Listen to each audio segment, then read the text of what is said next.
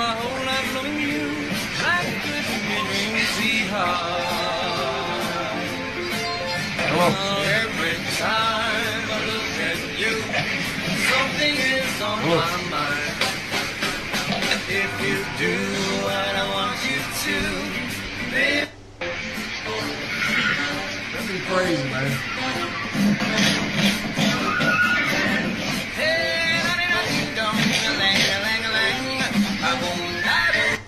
That would be crazy. Videos are real. The videos have never been debunked. Scammers falsified fake comparisons for non-matching VFX. Well, it's that plane that disappeared.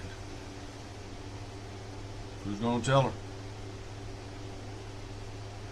That's not how you gonna.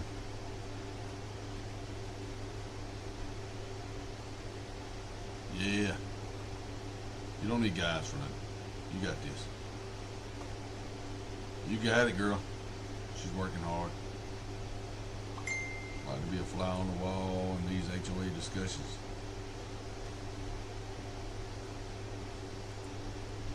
What the hell? Underground City. Hello. Hello. That's crazy, man. The ground just give way. Wonder who that falls back on. Probably the builder. Pretty good, Gibbs. How you doing? Don't even get me started on Keanu Reeves. He is a nice guy. Everyone thinks he is, but he likes puppies. Timing of his stillborn child and girlfriend's death just before the release of The Matrix is all the proof I need. While son born in satanic families might. Yeah, I don't trust him. Who is that? That Ledger guy? Heath Ledger?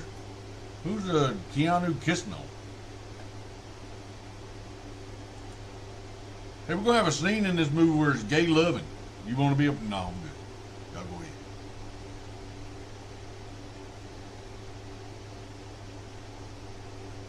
History is never taught. The first 23 black senators were all Republicans. Hydraulic cable system that stops jet 2 seconds. And 2 seconds costs $140 million.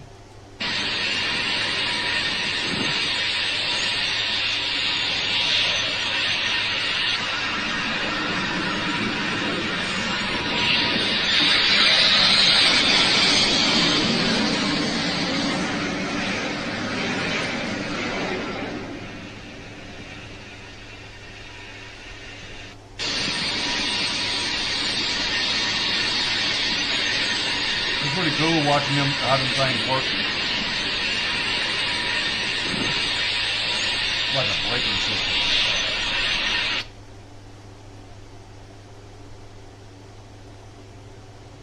Training to be a whore. Training to be a whore. Bye bye. Bye bye. Bye bye. Bye bye. Bye bye. Bye bye. Bye. Kyle Rittenhouse has now come out and said he's not going to vote for Trump. Okay, Kyle. Thank you very much for coming. Appreciate it. Bye bye. Thank you very much. Bye bye. Thank you. Bye bye. Bye bye. Go have a good day. Bye. Bye. Bing bing. Bye Bing, bye. bing, bong. Bye bye. Bye bye. Bye bye. Bye bye. Bye bye. Bye bye. Bye folks. Bye bye. Bye bye. Bye bye. Bye bye. Megan, she's a military veteran, right? Yes, I was in the U.S. Air Force for 9 years. Wow. And you came out and blew the whistle on geoengineering, things that you... Different. Can't wait till they shoot me. I'll do the same thing. So Bye. Bye. Bye.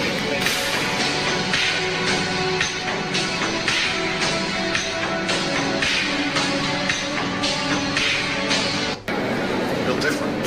Can't wait till they shoot me. I'll do the same thing. Bye. Bye. Bye.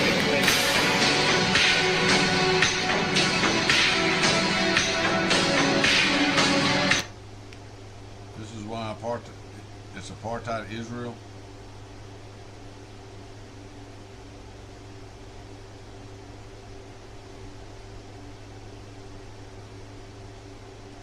Bullshit. What would you do? Somebody's over there beating on you or your family with bats. What would you do?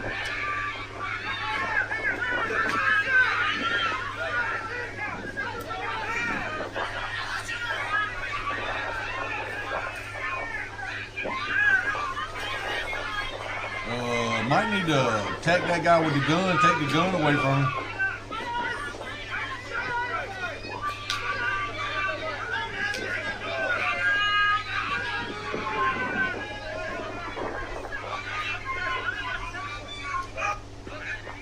Yep, and them guys with the bats right there.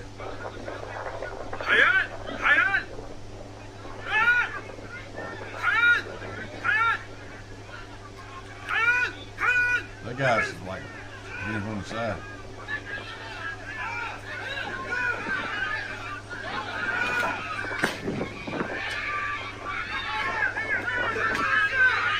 That's bullshit. But they ain't doing nothing wrong. They ain't doing, they're victims. 6 million. Catch an Uber and you end up with this driver. And you need to get the fuck out. I'm not playing. I didn't cancel. You did. It's not. Bitch, you canceled the ride, bitch. I didn't cancel. I'm about to pull the fuck over, and you need to get the fuck out. I'm not playing. I didn't cancel. You did. It's not on my chart anymore, ma'am. Ma'am, it must be a glitch. Get out, bitch. Get out.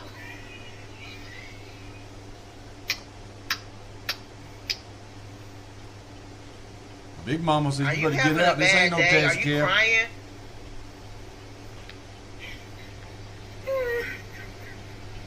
Are you okay, ma'am? It has to be a glitch, ma'am. Ma'am, it has to be a glitch. I would never do that. I'm going to pray for you, ma'am, but please, in Jesus' name. No! Don't bring drink, bringing Jesus into your stuff, girl. No! Ma'am. No! Ma'am, please calm down. Stop! I'm going to I get... forgot! It does tell them if the thing's been canceled. Videos from the morning at 1955 North Federal Highway, Pompano Beach. Pompano Beach, Florida.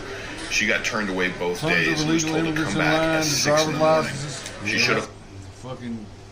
at 6 in the morning to this. Are you kidding me? Are you kidding me? She said most were Somali illegal immigrants. A whole lot of military-age men there.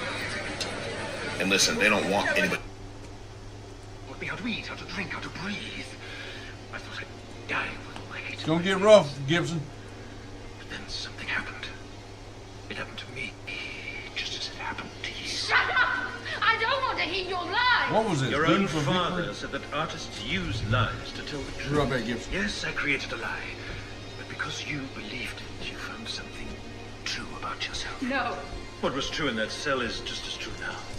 What you felt in there has nothing to do with me. I can't feel anything anymore. Don't run from it, Evie. You've been running all your life.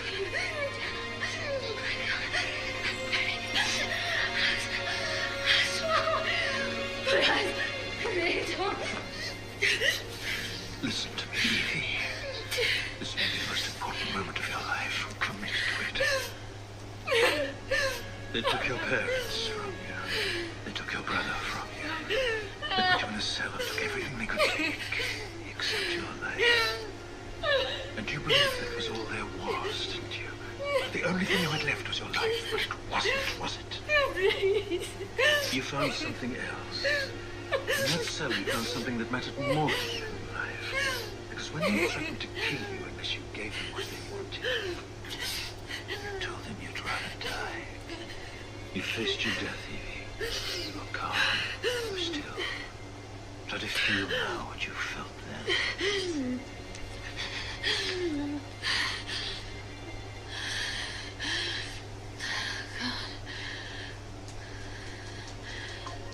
I felt.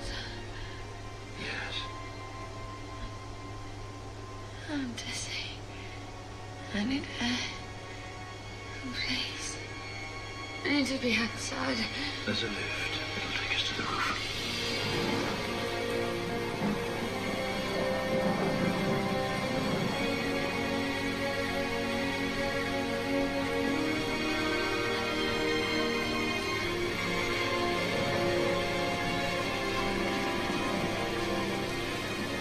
Got us in the rain.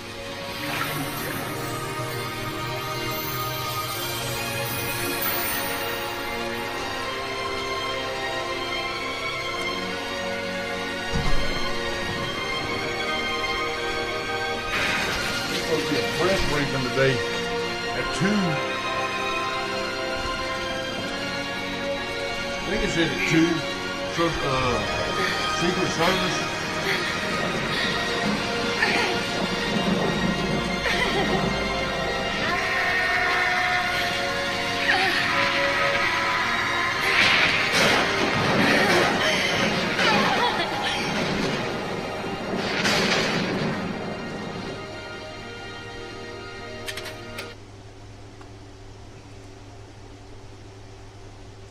Did you know that Coca-Cola contains this stuff? This goopy, oily looking stuff is called phosphoric acid. And phosphoric acid is a rock that's mined using sulfuric acid. If you get this stuff on your skin, it burns like hell.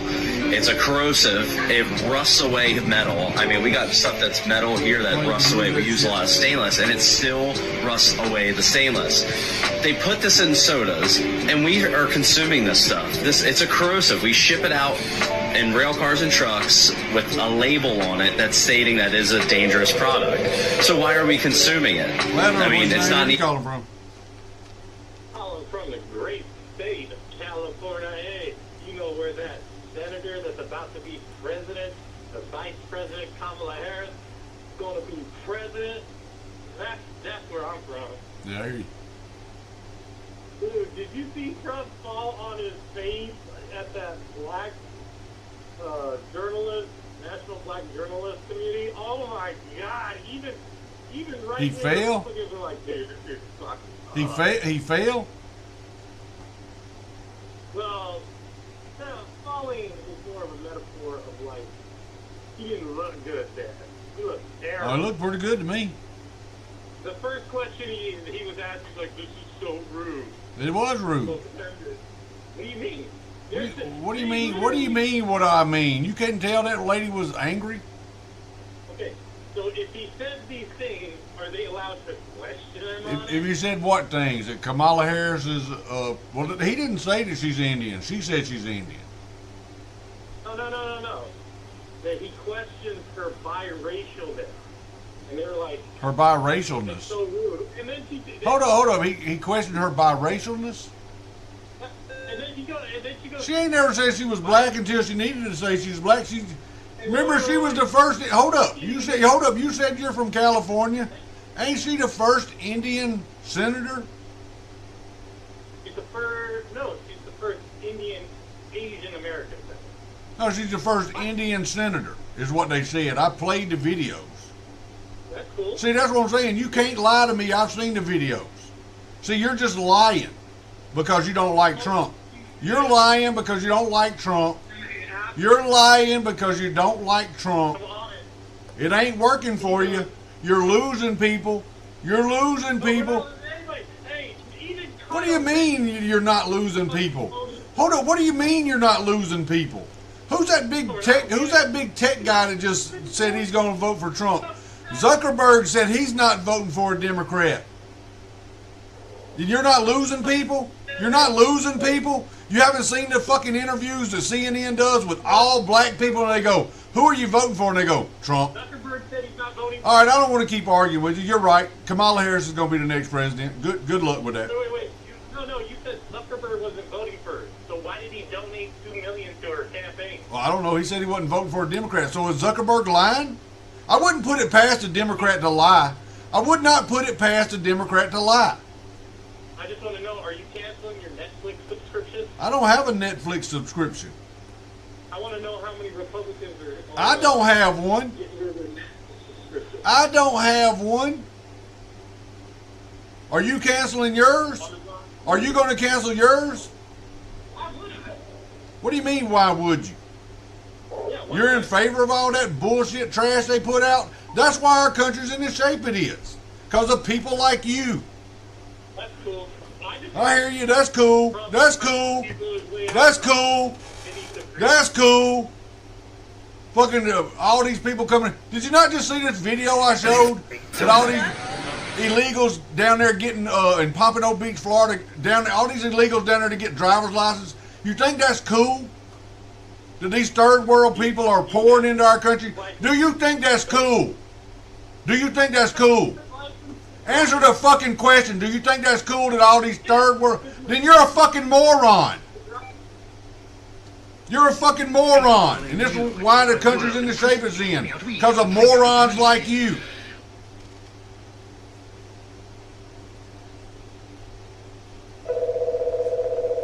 Flat Earth, what's your name? Where you calling from? I just wanted to know. Yeah. Sub and you can call back. Till then, nope. One call a day.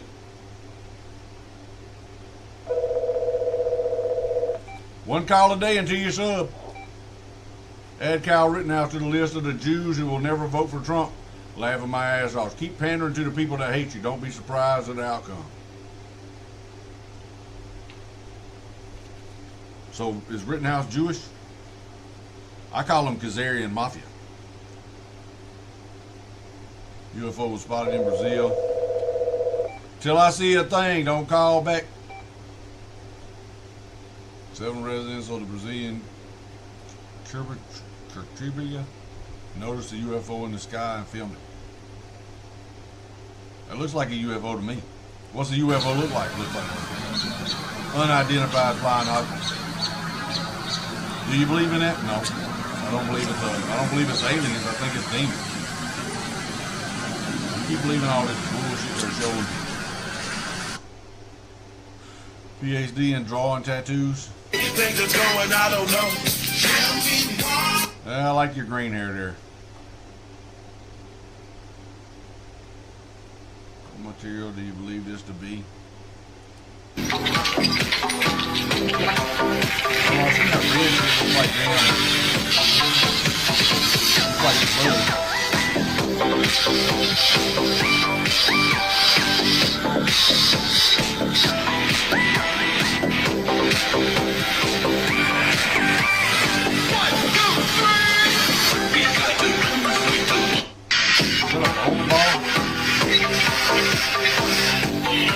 looks like a cannonball. Crimes and crimes against humanity. And he says he has mountains of evidence. We've all seen with our own eyes the Israelis in Gaza commit war crimes on camera, kill unarmed people who are carrying white flags, blow up apartment buildings, drop 2,000-pound bombs on crowded refugee camps. Can we at least agree, Benny, even if we're going to disagree on genocide, that Israel has committed numerous war crimes since the Hamas war crimes on October the 7th? I'm fairly sure there have been war crimes, but the war itself is not a war crime, as the Hamas attack on Israel on the 7th of October was. It was a war crime from beginning to end. The aim was to kill as many civilians as possible, which they did, in accordance with the Hamas charter, which is to kill basically every Jew you can get hold of in Palestine. But I didn't ask about the aim. I asked about the acts that are being committed. As I said, probably there have been, as in all wars, war crimes. You accept there have been war crimes? Yes. So you would support an arrest warrant for Benjamin Netanyahu? I didn't say that. Why? Firstly, there hasn't been an arrest warrant. I know, there's been a request from the ICC chief prosecutor. So far, they haven't issued it. I don't know if you can hold a prime minister responsible if a sergeant kills several unarmed people intentionally. You don't think the Israeli Air Force bombing apartment buildings, refugee camps, mosques, cemeteries, hospitals, schools, universities, libraries? Firstly, it hasn't bombed, as far as I know, hospitals. They have attacked... Literally no expert agrees with you on that. That's not true. What you're saying is not true. The only hospital which I remember being bombed was by a rocket fired by the Islamic Jihad by mistake. That's as far as I remember. Israel has raided hospitals. Let me talk. Israel has raided hospitals with infantry. Let me ask you this question. Found Hamas people in their Hamas headquarters, inside hospitals, under hospitals. Actually, we've never seen the headquarters of Benjamin Netanyahu. Put a beautiful Bond movie video out for. So you're talking about one day, and then Israel's been attacking since then. Months. 2022, when asked, would you agree, Chief Ortiz, that the southern border is currently in crisis? Answer, yes. Notice none of those wiggle words, none of that equivocation. One word, one syllable, yes. Are you willing to speak with the same clarity as Chief Ortiz? Is there a crisis at our southern border, yes or no? Senator, I'm very proud to work alongside. But you refuse to answer. Let me ask you the next question. Has the crisis at our southern border made Americans less safe, yes or no? Senator, we are dedicated to the safety. Has the crisis made Americans Yes or less no, safe? bitch? I don't want a discourse. It's a yes or no question.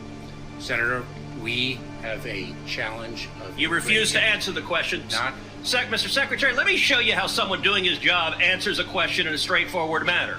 Chief Ortiz, is the crisis that is currently ongoing at the southern border making the border less safe for Americans and aliens alike? Answer, yes. One word, one syllable, 3 letters. That's how someone answers a question and does their job. How many migrants have died under President Biden? Senator, your phrasing of the question is actually quite misleading. How many migrants died in 2022? Freeland? At our approaching our southern border? Yes. Precisely why we are seeking to... So do you know the answer? Do you know how many died? I do not. You do not. Of course you don't. I know how many died. 853. 853. And by the way, here are the numbers that have died every year. You go back to 1998, you see it's consistently between 300 and 400, 300, 400, 300, 400. Suddenly, 2021, what happens? You get in office, and that red line are dead bodies. I've been on the Rio Grande, and I've seen dead bodies floating there who drowned because of your refusal to do your job. You don't even know how many have died. What do you say to the Texas farmers and ranchers who find pregnant ladies dead on their property, who find toddlers dead on their property? What do you say to them?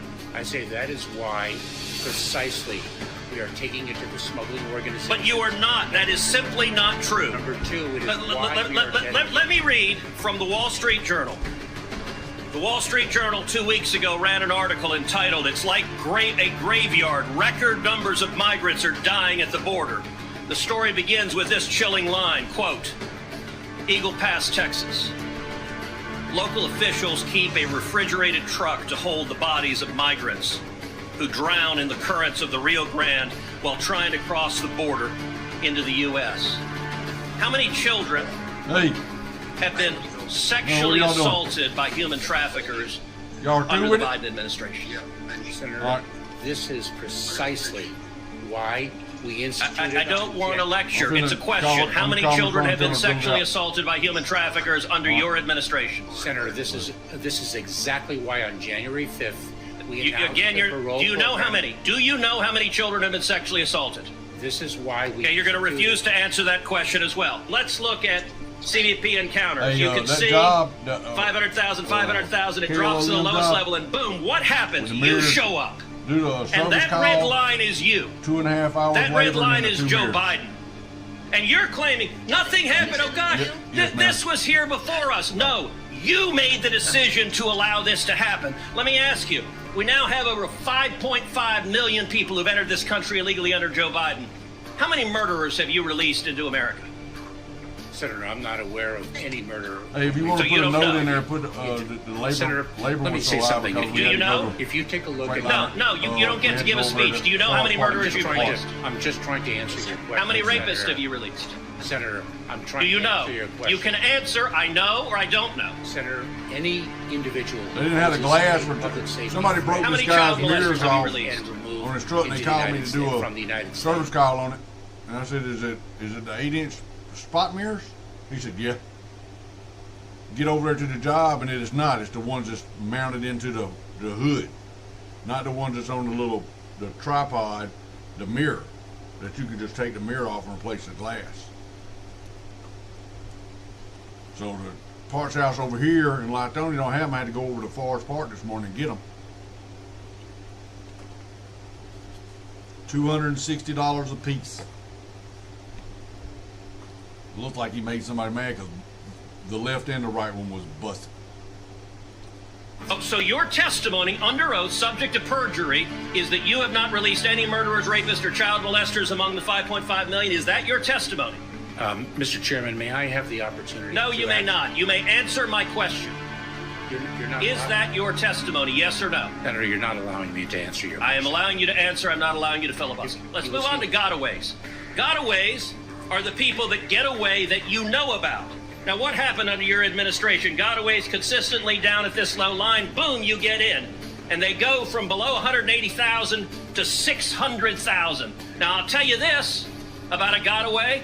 You don't know Among those 600,000 a year, you have no idea how many are murderers. What are these wristbands? I don't know what they are. You don't know what they are. Mr. Secretary, you have just testified to the American people you're incompetent at your job, because I've been to the southern border, and if you go to the southern border, along the southern border, you see thousands of these wristbands because the illegal immigrants wear them. The drug cartels, every color corresponds to how many thousands of dollars they owe the cartels. You have turned these cartels into multi-billion-dollar criminal organizations, and these are modern-day leg irons because these are children being sold into sex slavery, and you don't even know what they are. That is astonishing. Mr. Secretary, how many children have been sold into sex slavery under your administration? Senator, we are taking it to the cartel. How many children have been sold into sex slavery? Do you know how many children have been sold into sex slavery? To an unprecedented degree. Mr. Secretary, I want to say to you right now, your behavior is disgraceful, and the deaths, the children assaulted, the children raped, they are at your feet, and if you had integrity, you would resign. And I will tell you, the men and women of the Border Patrol, they've never had a political leader undermine them. They despise you, Mr. Secretary, because you're willing to let children be raped to follow political orders. This is a crisis, it's a disgrace, and you won't even admit this human tragedy is a crisis.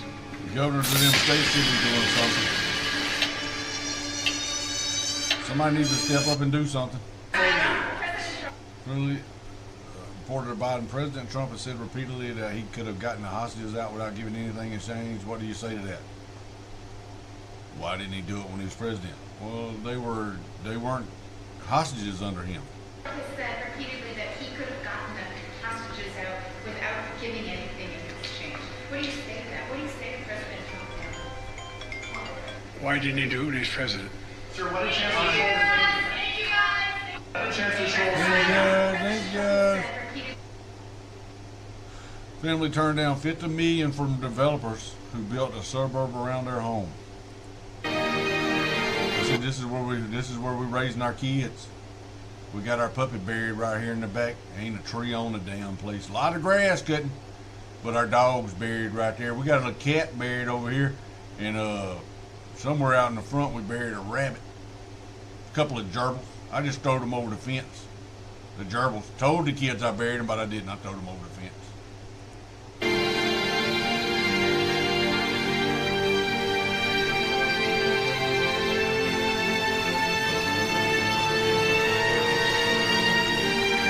at that bullshit.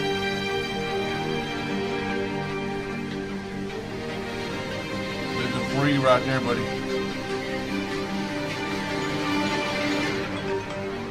Hello. Hello. Hey, how you doing? What's going on? D-class incoming. Buckle up, buttercups. Dan Cavino stopping at 8-year Delta. 29-22. Days, 1 hour, 36 minutes, and 35 seconds. D-class coming. They said something big's coming. That was the calm. Something big's coming on August the 2nd. They said some people have speculated it's going to be the stock market crash. Trust plan, protective measures are in place, remain brave. We knew this day would come. What you're about to learn should not only scare you, but intensify your resolve to take back control. Information that will become public will further demonstrate the criminal and corrupt, pure evil abuse of power that the Hussein administration undertook in joint efforts with domestic and foreign dignitaries.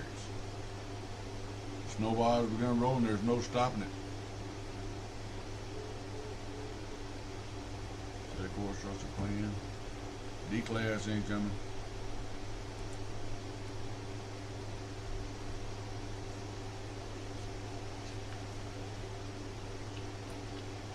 See like a man, the crook's right.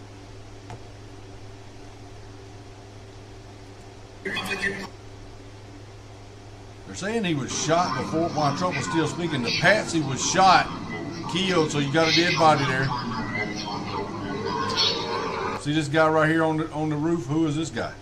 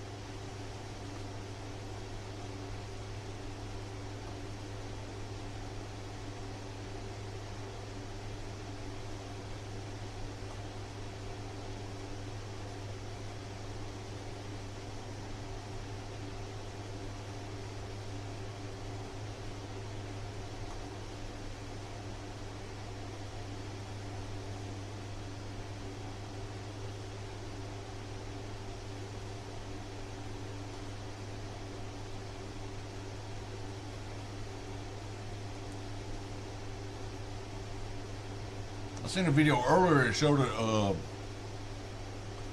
like a bullet flying through there again. Take your countries back before it's too late. Well, this that guy's out there wrestling with the kangaroo. And kangaroo said, "You owe me money, bitch. Come over to your barbecue. I brought all the drinks. You ain't bring nothing." Out there fighting. Good thing that thing ain't got teeth. He'd have chewed his ass up. Boom, stomp on him. Stomp him. He just whacked him with a stick.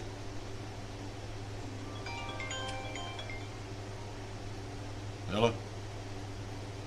Hello? Dad got jumped by a kangaroo. Hey, has your daddy ever been jumped by a kangaroo? Hey, your daddy ever been jumped by a kangaroo? Hello? Hello? Who is it? Oh, hi, Dawson. It's me. Hey, Grandma. Hi. Let me in? Can't do it, Grandma. I'm in here busy playing Call of Duty. No, I can't. I'm playing Rocket League. I just started a game. Well, pause it and let me in. Grandma, we don't pause the game, Grandma. Once we go into the game, we're locked in, Grandma. You're gonna get me killed because you're distracting me right now. My teammates are talking, and they're asking me, "Am I talking about playing Rocket League?" They said, "We know you're playing Rocket League." They don't know I'm talking to you, Grandma. You're gonna get me killed, kicked out of my clan. I can't pause it. It's a online ranked game. Well, tell your dad to open the door. Hey, Dad. Grandma's in the backyard. Open the door for her. He's pooping. Dad's pooping, Grandma. You're gonna have to wait. Dad, you know Dad's been constipated for about a week, and he finally felt something building up, and he's in there, and he's striking. I hear him straining, and he can't stop right now. He's pinching it off. Well, I'm not waiting. You could always come back later. Forget it. I'm out of here. You guys are crazy. Bye.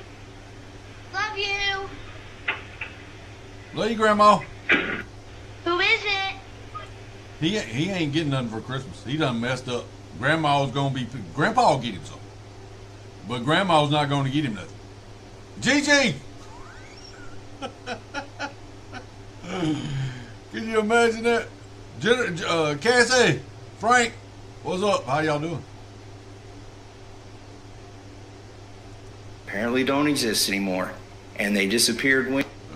Given what we now know about DHS, USSS, and stonewalling and non-cooperation with DHS, IG, this clip is stunning.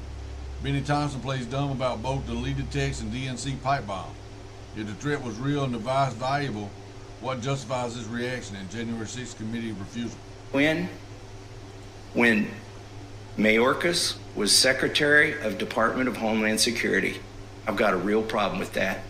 Do you want to say anything before I conclude, Mr. Thompson? Well, I put it to you like that. Chairman Green has subpoena power with our committee. If he wants to look into that, I'll support it. Are you concerned about the lackadaisical attitude of the secret, or maybe you haven't seen the video? Have you seen the video of this discovery of the second pipe bomb? No. Let me just say, a lot of what you said here today, I have not been privy to. All these people should be horsewhipped, tarred, and feathered, and put in jail for the rest of their fucking lives. If the chairman wants to look into that, you convince him to issue the subpoena, I'll go with him. If I would like to show you that video at some point. I'm surprised your committee did not find it. I mean, there were 2 bombs that day, and according to FBI and ATF and Capitol Police, they were operable, viable bombs. One of them was just feet from Kamala Harris, who was going to become the vice president of the United States. And the Secret Service sat there in a patrol car. It looks to me like they finished eating their lunch before they got out to look at it. And then it was 10 minutes. This is all on how many video. more loads they got out 10 there? minutes before they got Kamala Harris out of there. And All right, again, let's go. it is Let Secretary me know. Mayorkas who oversaw the production of these documents, these texts, which were never produced. Tallahassee. And that's a real problem for me. He's in Tallahassee, or close to Tallahassee.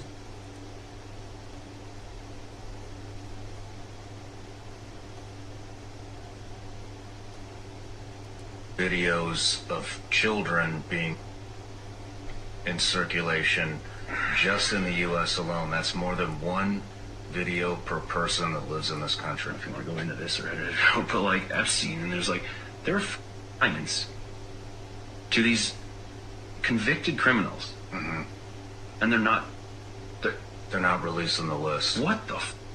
Yeah. What the? How the? I live in a world where that's.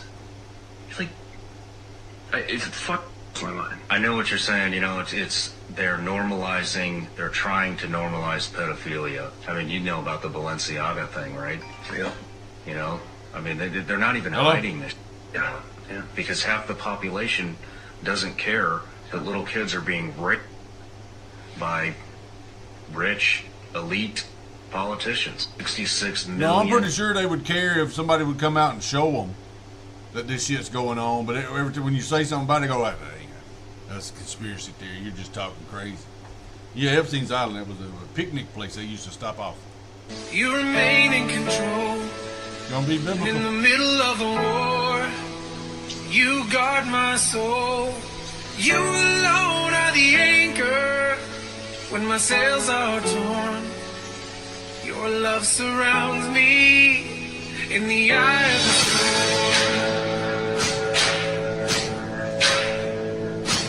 When the solid ground is falling out from underneath my feet, between the black skies and my red eyes, I can barely see. When I realize I've been sold out by my friends and my family, I can feel the rain reminding me. In the eye of the storm, you remain in control. In the middle of the war, you guard my soul. You alone are the anchor when my sails are torn. Your love surrounds me in the eye of the storm. When my hopes and dreams are far from me and I'm running out of faith, I see the future I picture slowly fade away. And when the tears of pain and heartache are pouring down my face, I find my peace in Jesus' name. In the eye of the storm, you remain in control. In the middle of the war, you guard my soul. You alone are the anchor when my sails are torn. Cassie says she's a GG. What if your grandson told you that, Cassie? I can't, Gigi. I can't come down there. I'm playing a game. You know I'm playing a game. I got my shit set up just right. I got my headphones on. I can barely hear you talking. You done interrupted this shit. This is ranked play. I can't stop. You're messing with my GDP. Or kill ratio.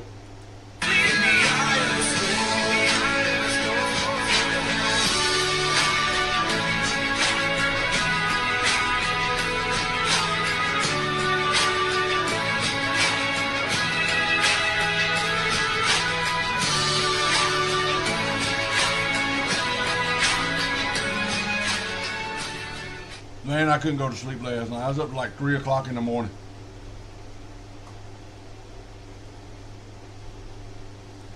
It is Israel and its 200 to 400 nuclear weapons and the Samson option. And if you're not aware of what the Samson option is, Israel says that if its existence is threatened, that it will destroy the world with its nukes. There are many high-level Talmudic Jewish supremacist thinkers in Israel who are ready to launch nukes and destroy Europe and the rest of the world if indeed they feel their existence is threatened. And make no mistake about it, Israel is living on borrowed time. So is Israel going to exercise the Samson option and blow up the world because the world refuses to accept this psychopathic criminal state and all of the danger it poses to the world? No, it's not North Korea, it's not Syria, it's not Iran, it's Israel and the traitors inside the United States that are the real threat. The biggest threat that we face is not Iran and its mythical nuclear weapons program. It is Israel and its 200 to 400 nuclear weapons and the Samson option. So they're threatening, they're just going to blow up the whole world. They don't care. If we're going to die, everybody's going to die. Sounds like a jealous husband. If I can't have you, nobody can. Resolution to authorize U.S. armed forces against Iran has been introduced to Congress, sponsored by Republican Senator Lindsey Graham. Lindsey!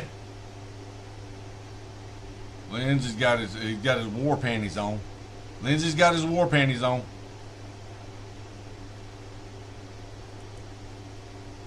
See this, Butch? Where's Butch at? Butch needs to watch this. It's just facts right here, Butch. Just facts for you.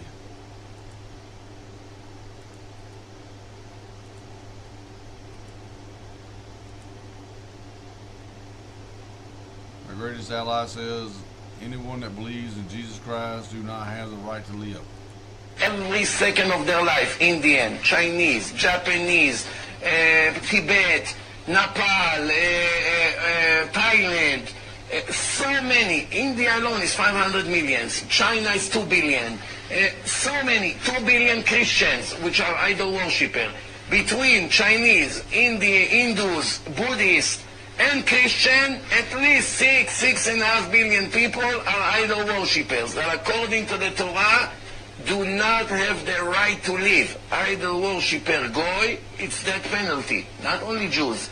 Even a goy who bow down to an idol, who believe in JC, deserve death penalty. You have 6 billion. Let's be honest, this guy is just weird. Yep. He reminds me of Johnson, the Speaker of the House.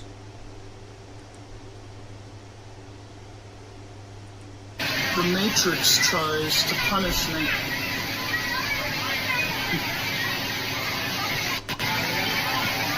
Every time I think about money, the Matrix tries to punish me.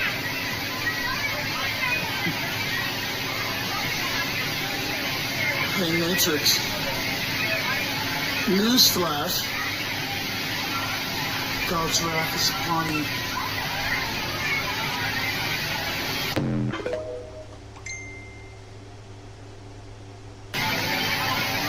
Every time I think about money, the Matrix tries to punish.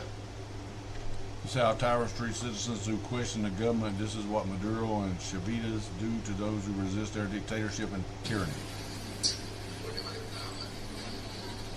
Pero chicos, ¿saben por qué están aquí? Eso por eso. Porque están aquí por...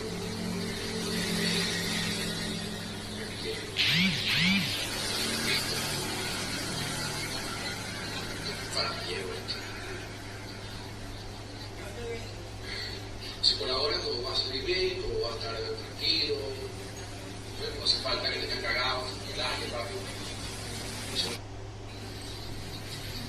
Buenos días.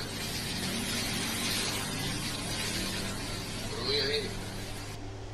Here's what I think being in your 50s is. You are adolescent old age. Okay? You are in your 50s, you are the youngest of the old people. You are old people freshman class. So you're kind of excited about this new phase, but I think there should be freshman orientation for old age. There's a lot of things you got to deal with 50 plus that you have no training for. When you're in 8th grade, you go to orientation. When you're in high school, you go to freshman orientation for college. I think it should happen in your 50s. Nice little weekend getaway. You can meet some new friends that are your age. You can ask everybody what courses they're taking. Hey man, what courses you got this semester? Oh, I'm taking how to take car keys away from a parent.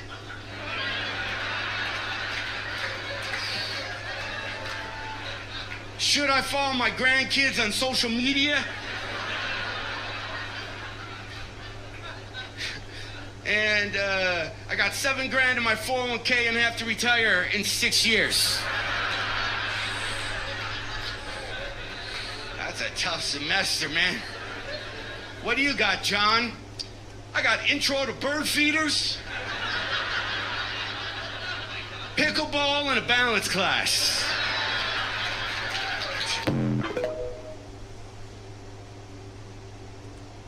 I got the underwater basket beaver. Little Rock patient catches up with a Little Rock nurse that leak her medical records on her close friends. God damn. I'm Mr. Too Slippery, nigga. I'm with the fucking sharks. You with the fishes, nigga. House straight out the Bentley. I'm the biggest, nigga. Caution sign on my neck. Shit a 60, nigga. Yeah.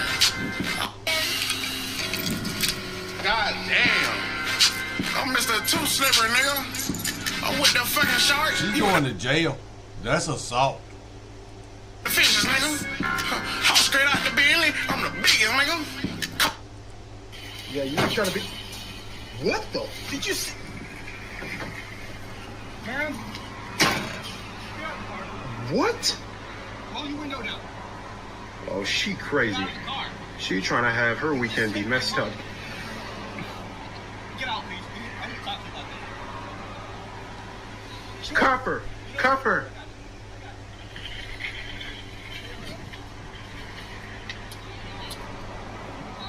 Oh, he cuffing the door to the cart. Good. Good. Good. That's what she deserved. That's exactly what she deserved. She's lucky we didn't do more. I know. You should be arrested. Yeah, you trying to be. What the? It's like a setup. That ain't the police. Man. That's impersonating the police, though. What? Netflix is not what you think it is. Netflix. Oh, Richard said he wasn't giving up his Netflix. Freud was a cocaine addict, as well as a pedophile advocate. So this is what Rich supports this right here. Who taught that children sexually lusted after their parents, and that children who reported sexual abuse by adults had either imagined or fantasized the experience. Cancel that shit. He believed that women were the problem with society, and all their problems stemmed from not having a penis. That is a pretty big problem for women. They ain't got a penis. They're just like penis envy is what I call it. Freud's grandson, Sir Clement Freud, has been accused of molesting multiple young girls. And just cause your husband's got a penis don't mean that you got a penis. That's your husband's penis that he lets you use from time to time. And was suspected in the disappearance of Madeleine McCann. Sigmund Freud's sister, Anna Freud, whom Freud claimed was regularly molested and abused by their perverted father, gave birth to Freud's nephew, Edward Bernays, the father of propaganda. Bernays took his family's work in psychology and used it to help governments and corporations manipulate the minds of the public. Hired by the American Tobacco Company, Bernays manipulated women into buying more cigarettes by convincing them that smoking was a form of feminist liberation. During this propaganda campaign, he dubbed cigarettes torches of freedom. Thanks to Bernays and his family's twisted legacy, social engineering became big business. Modern psychology was used to exploit mankind's mental weaknesses, nurture the public's lower desires, and turn people into mindless consumers. Is it any surprise, then, that the great-nephew of Edward Bernays is none other than Mark Bernays Randolph, the co-founder and original CEO of Netflix? Does anyone really think this is a coincidence? Netflix has not only replaced network television as the premier home of pop culture, it is also continuing the degenerate, depraved social engineering of the Bernays-Freud legacy. In 13 Reasons Why, Netflix was accused of romanticizing suicide during a recent increase of teenage suicides. in The Devil Next Door, they were accused of rewriting history to deceive live? viewers into believing that Poland was responsible for establishing Nazi death camps. In the first temptation of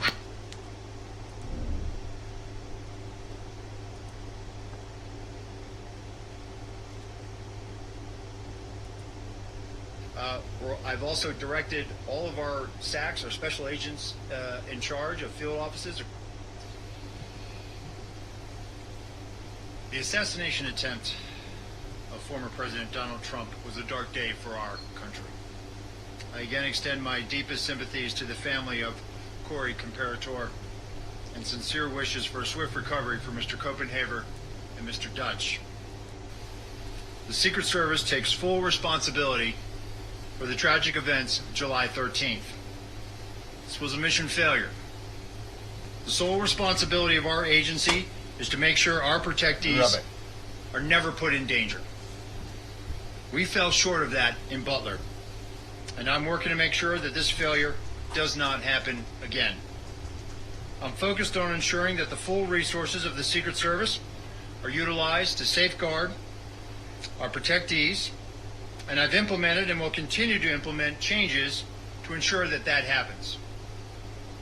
We are and we will continue to cooperate with pending oversight investigations of the July 13th failure being done now by Congress, the Department of Homeland Security's Office of the Inspector General, and the independent review directed by President Biden. Additionally, the Secret Service's Office of Professional Responsibility is currently conducting a mission assurance review. As I stated, I am not waiting for the completion of those reports, and I've directed the Secret Service to take immediate steps to ensure our protectees are indeed safe. And I will summarize those steps in a moment. I am committed to pursuing accountability for the Secret Service's failure in Butler, Pennsylvania. But let me be clear.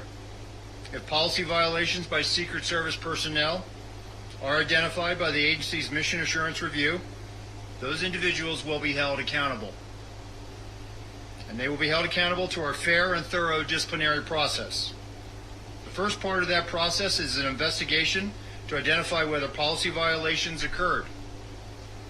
Potential policy violations are referred to our Office of Integrity, and appropriate discipline is administered under our table of penalties. The facts will drive the outcomes of those investigations, and I promise accountability. And I will not rush to judgment nor ignore due process. Every single person within the Secret Service feels the weight of what happened. We are in an unprecedented threat environment and a high operational tempo during this presidential campaign. The men and women of the Secret Service are working incredibly hard and doing their jobs under difficult circumstances. They need to focus on their work, and they need to know that I have their backs, and that is my commitment to them. I want to thank our state and local partners. The Secret Service relies on local law enforcement for every protective event. Those valiant men and women work tirelessly protecting their communities. They know the people, places, and terrain that we operate in. We owe them our thanks, and simply put, we cannot do our jobs without them. And I know how important this relationship is. I spent 4 years in local law enforcement before joining the Secret Service. I know the long hours these men and women put in and the professionalism they bring to this partnership. And in that capacity, I was always proud to support the Secret Service's protective mission when called upon as a municipal police officer. In no way should any state or local agency supporting us in Butler on July 13th be held responsible for a Secret Service failure. Typically, the Secret Service refrains from commenting on ongoing investigations, but we know these are extraordinary circumstances. So please understand that the information provided today is based on what I know now to a degree of certainty. We will learn more as interviews are completed and further evidence is gathered and analyzed, and I will share more information as it becomes available. But I can say without a doubt that heroism was present that day. Secret Service agents rushed to the stage to shield the former president with their bodies within 3 seconds of bullets ringing out in an unflinching act of bravery. The Secret Service counter-sniper who neutralized the threat with a single shot undoubtedly saved countless lives. We're in a high operational tempo, and I need and I want our Secret Service workforce, the dedicated men and women of the Secret Service. I want to know and I want to make sure that they are uplifted so they can focus on carrying out the mission. They are worthy of trust and confidence, and they deserve your support. And let me take a moment to speak to the American people that are counting on us to do our job, to protect their ability to cast a vote for the candidate of their choice. The Secret Service's successes are largely unknown. You will only know of our failures, and those have been documented, and all of them are undeniably dark days in our nation's history. But let me tell you about the dedicated patriots of the Secret Service. These public servants are the quiet professionals working in the background, day in and day out. They are standing the watch, providing a blanket of protection to the people that work in the White House, to the thousands of people who attend political rallies and nominating conventions, to the thousands of American citizens who line Pennsylvania Avenue every 4 years on Inauguration Day to see the new president and the new vice president. And they are out there right now doing this mission. They are focused, and they live their professional lives committed to the values of this agency: justice, duty, loyalty, Damn batteries are courage, $99 a and piece. honesty. This is who we are, and this is what we do, and we will earn back your trust. I'll now provide a timeline of the visit to Butler, Pennsylvania. On July 8th, personnel assigned to the agency's Pittsburgh field office conducted planning meetings and a site walkthrough with law enforcement partners and campaign staff. On July 10th, Secret Service counter-sniper and technical security personnel arrived in Pittsburgh and began advanced planning for their teams. July 12th, the build-out of the campaign rally site began and continued through the early morning hours of July 13th. In the morning of July 13th, a site briefing was conducted with Secret Service personnel and law enforcement partners supporting the event. Secret Service personnel took their posts, and a technical security sweep of the protective site commenced prior to the site's opening to event staff, vendors, and to the public. At 12:30 p.m., the Secret Service opened the protective site to event staff and vendors, and then at 1 o'clock, magnetometer screening. He's clean-cut the guy. estimated He's a good 15,000 guy. people attending Bullshit. the campaign rally, then staff and vendors began. At 5:30 p.m., former President Trump arrived at the campaign rally via Secret Service motorcade, and at that time he met with supporters in a secure backstage area within the protective site. At 5:45 p.m., took a down local Butler signs, County Emergency swept, Services Unit vacuumed, counter-sniper team member texted the Secret Service counter-sniper team and leader took out, about a got suspicious rid of all the person trash and that sent me two and photos him of the had individual, later identified as the assailant. Yeah, At just 5:53 up p.m., trash, the Secret Service took counter-sniper signs team off leader the, texted the Secret Service counter-sniper poles, teams that local law fences, enforcement the was looking for a walls, suspicious all individual the stuff that me and him outside of the discussed. perimeter lurking around the AGR building. At this time, Secret Service personnel were operating with the knowledge that local law enforcement was working on an issue of a suspicious individual. The concept of local law enforcement working on such issues is common at sites. Swept and mopped And on both July buildings. 13th, there were over 100 calls for support. Got rid of the trash. At that 6 he had- p.m., he former told me he President Trump wanted to took the get rid of. stage to begin remarks. And based on what I know right now, neither the Secret Service counter-sniper teams nor members of the former president's security detail had any knowledge that there was a man on the roof of the AGR building with a firearm. It is my understanding that personnel were not aware the assailant had a firearm until they heard gunshots. Yeah. See him walking At across the building 6:11 with p.m., a member of the former President Trump's protective detail contacted their People on the Pittsburgh ground were field saying he office had a gun. counterpart to inquire about the radio update that there was an issue local law enforcement was looking into near the perimeter. At 6:11 p.m., the assailant's first volley of 3 shots was fired, and within 3 seconds, the former president's detail rushed the stage and covered former President Trump shielding him with their own bodies. The 4 through 8 shots took place over the next several seconds. 15 and a half seconds after the assailant's first shot, a Secret Service counter sniper fired a single round that neutralized the assailant. That concludes a quick, brief summary of the timeline. And with that, I'll turn it over to our staff here to begin any questions.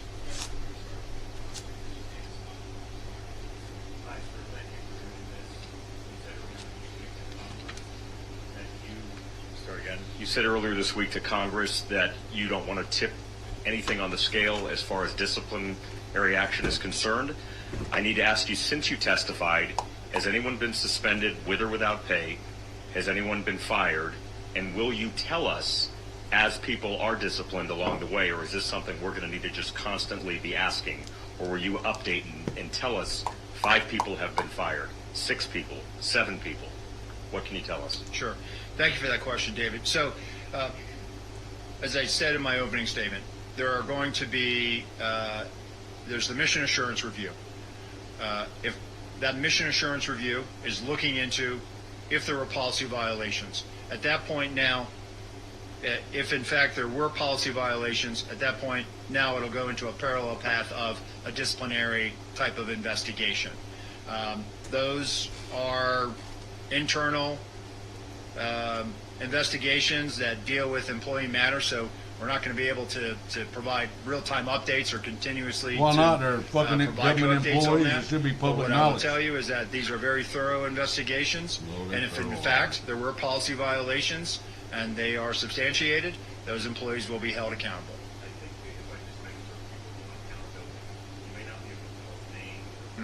Can't hear the question.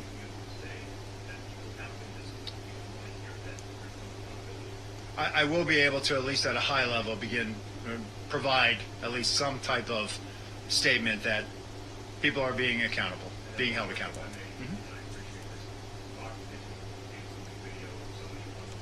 Y'all believe that?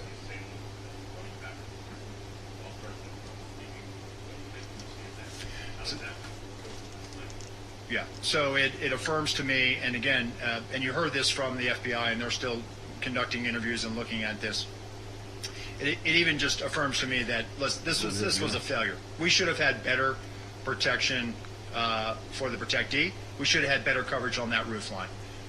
We should have had at least some other set of eyes from the Secret Service point of view covering that. That building was very close to that outer perimeter, and we should have had more of a presence. And so as far as the timeline of him running back and forth, I know the FBI has provided a bit of a chronology as well, and so I'd have to go back and look at that. But the bottom line is this, David.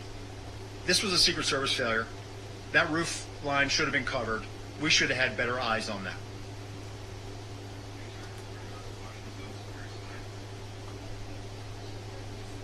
I have just a quick follow-up. Can you describe, you said there were 100 calls for support. Who those calls came from and what those looked like? And also, moving forward, do you anticipate, and if so, what any different changes in protocol between how Secret Service communicates or works with local law enforcement specifically as they work to secure events or other things? Yeah, thank you for that question. So, with regards to calls for support, it was a very hot day that day. There was a lot of not only EMS type of calls to address people, but there were people that needed some other type of law enforcement assistance. This happens a lot at outdoor rallies, where especially on hot days. So there was a lot of traffic, radio traffic on the local net about, hey, I need EMT here. So there was a lot of people that were needing assistance. With respect to the interoperability, so one of the things that I've directed is I've commissioned a task force, and that task force is going to be leveraging the resources of the Department of Homeland Security.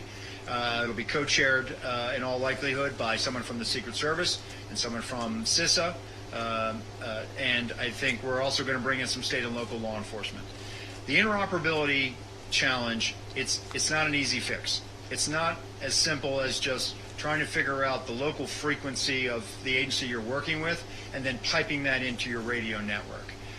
It requires a substantial technical fix. In the meantime, before we can get to that, what I need to have is I need to make sure that our folks, when they're out there, we use a counterpart system.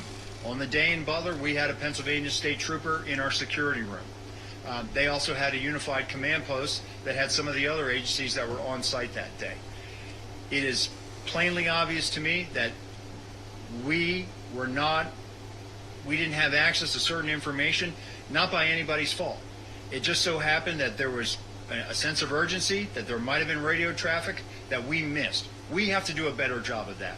So moving forward, in addition to this task force that we'll provide more information on next week as we begin to stand that up, I've also directed all of our SACs, our special agents in charge of field offices across the country, to reevaluate where we put our security rooms. If a state or local sets up a unified command post, maybe we need to be in that room as well, as opposed to just being in another room and relying on that counterpart system. It was so apparent to me that in this incident, in the final 30 seconds, which has been the focus How many more you got out there? What happened before the assailant opened fire. There was clearly radio transmissions Throw a couple of them that may big have truck happened tires on on that there. local radio net that we did not have. And so we have to do a better job of throw a couple of co-locating, tires on there, leveraging too. that counterpart system, and this is going to You drive can. our operations going forward. You can. Couple of these out front out here. Throw them on there. We did not. It did not Out make it over front to out us. here, So boys whether got we did not hear it, cellophane it just wrapped did up. not make it over to us. It did not make it to us. And I Let's go go back to bring my the check opening back. statement where the members of the detail, All they Hey, did hey, hey. not. All they knew that the issue that the locals were working an issue at the president's 3 o'clock, which would have been. I was off trying to his ask you right, another which is where the question. You shot hung came up the phone. You You got a bad habit of that, buddy. Sorry, Where's to Angel at on clarify that the 100 trailer calls over there? that you got roughly that day. I understand a lot of them were heat All right, related. we'll check with How him because many I'd like to specifically turn were that bill in today suspicious on it. people? Was this And the have 'em- only and have 'em call, come get it. the eventual shooter that was a suspicious character? And then also just can you clarify, All right, let me know. did you guys have a drone on site? Did you try to use it? And if not, like, why did you not use the locals' offer of a drone? Sure. So, as I understand it now, based on the information I have, there were other calls of suspicious individuals. He looks like a jarhead, And your other Frank. question was about drones? Drones. Yeah. And he's clean cut, so he's got to be a good guy, right? He's clean cut. He ain't doing nothing wrong. So we did not have a drone on site. We did not put a drone up. Based on the information I have right now, I am aware that there was a request from a local agency to offer to fly a drone on that day, and that is also part of the mission assurance review that I've asked to get some better insight in. One of the other changes that I implemented when I became the acting director is we are now going to leverage the use of unmanned aerial systems at sites now. So we are putting those assets out, and we should have had better line of sight on some of those high ground concerns.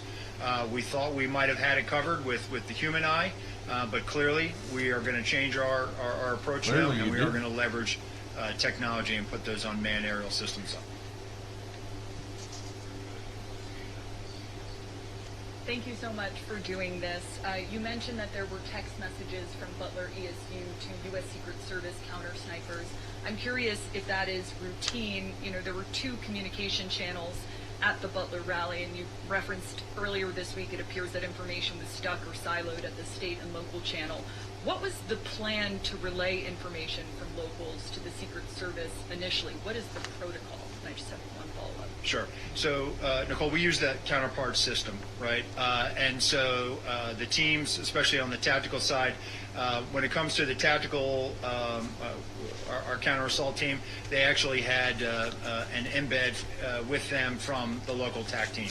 And they had that radio net as well with Pennsylvania State Police.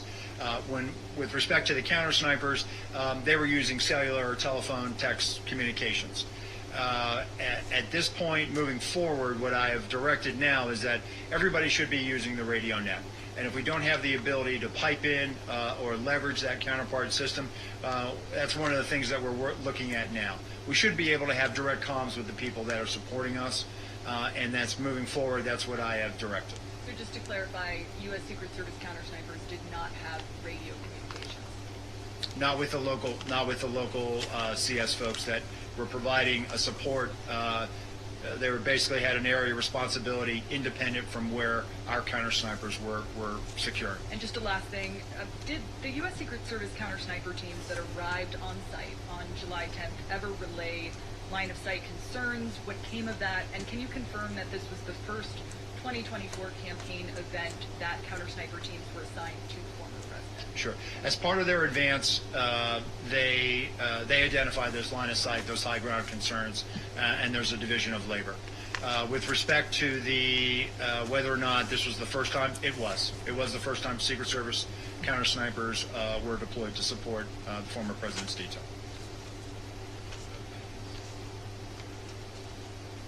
Thank you so much for doing this.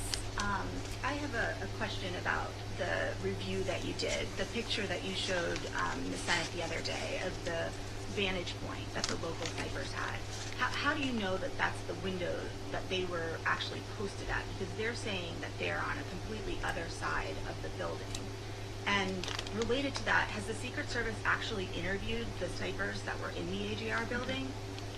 So thank you for that. So once the FBI had released the Butler Farm Show site, we were able to take custody of it, and we sent the full resources of our Office of Investigations, which included the Forensic Services Division. We did a full site reconstruction, and this is part of our ongoing mission assurance review. And as part of that, that also included the plotting and also trying to identify where not only our personnel were, but also where state and local law enforcement were. And then the second part of your question was?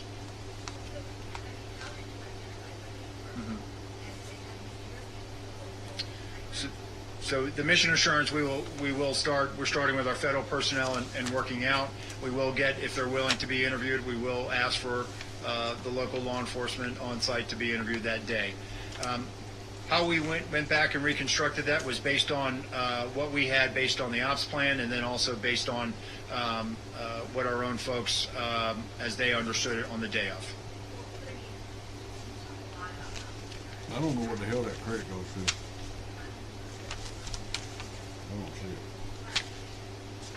I don't see it. So I think what we'll do is we'll let the mission assurance play that out, and we'll look forward to interviewing them and definitely getting their side of the story. But what I also want to reiterate is this was a Secret Service failure, and so they should not be blamed. We're not trying to shift blame to anybody. And that's the important thing. Have you left yet? We need our state and local partners out there doing this with us every day. Oh, I was going to give you a check to take the TNT. Rick, Go ahead. Thank you for taking the time. Just a couple questions, if you could walk us through Go some ahead. things to help us better understand. Have you gotten to the bottom of why there was no one stationed on the roof from a law enforcement perspective, and why there was no one there to secure the building to make sure no one could get up there? Yep, Ed.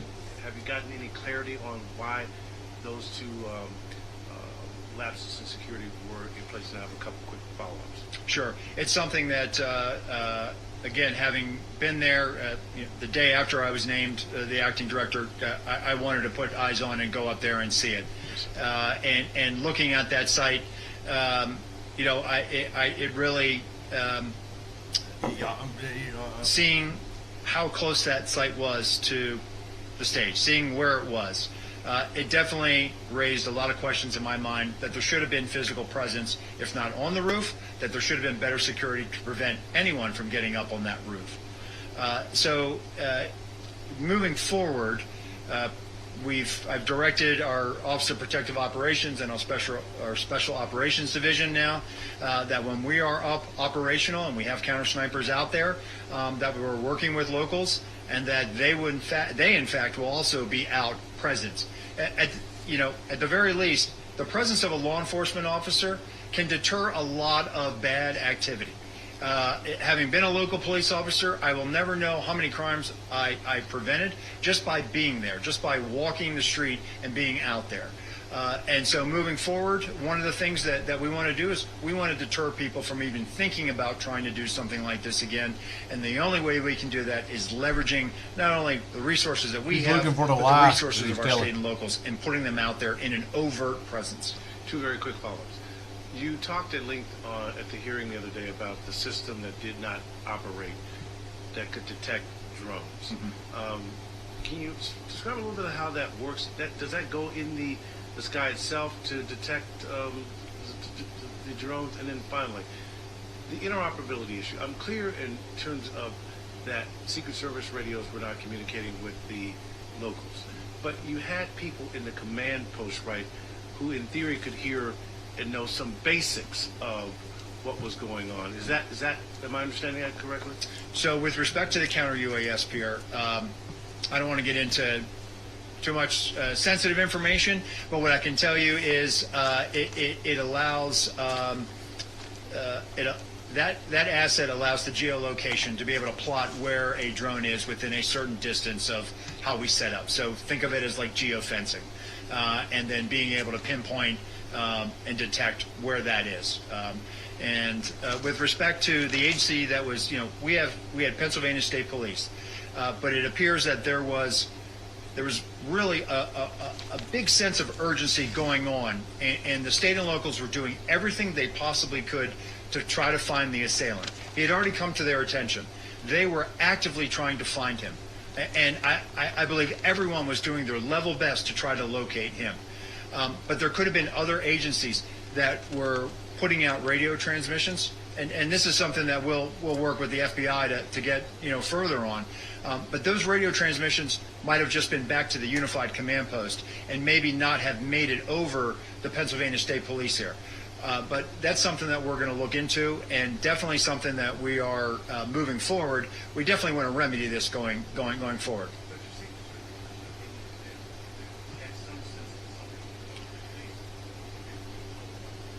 Yes, that they were working an issue at the 3 o'clock of the stage.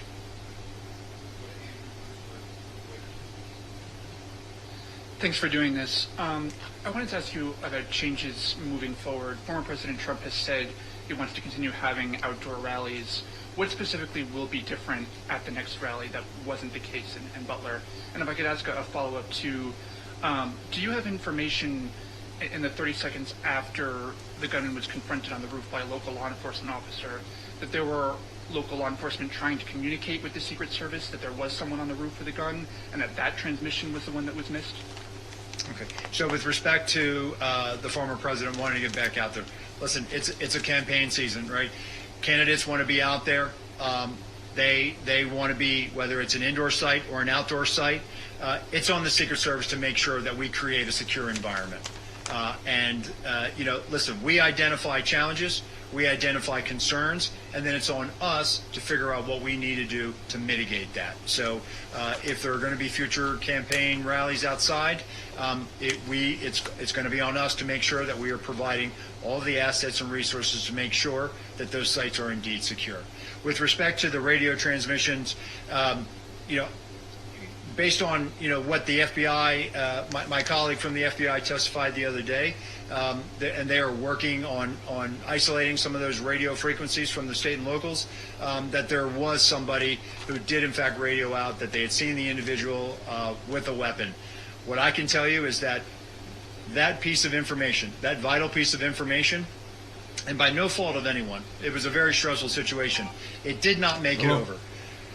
Our detail, our counter snipers, everyone that was there that day, were operating under the assumption and under the last bit of information they had received that there was an issue that the locals were working at the 3 o'clock. That's the bit of information that we had, not anything about a weapon.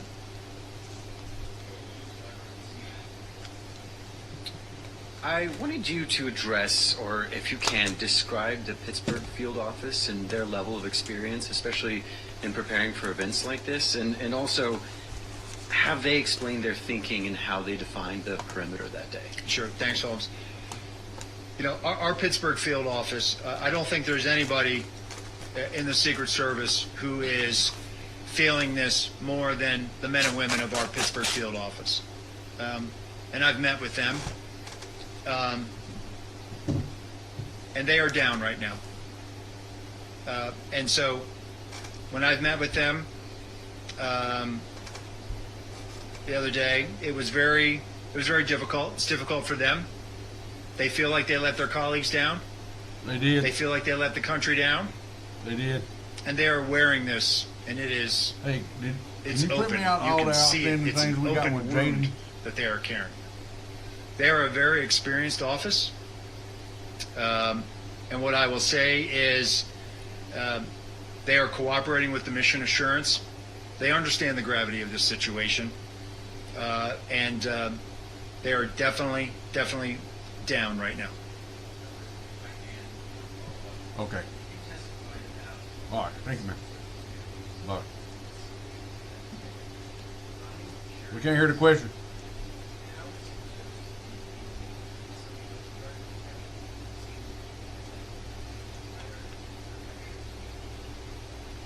Yeah.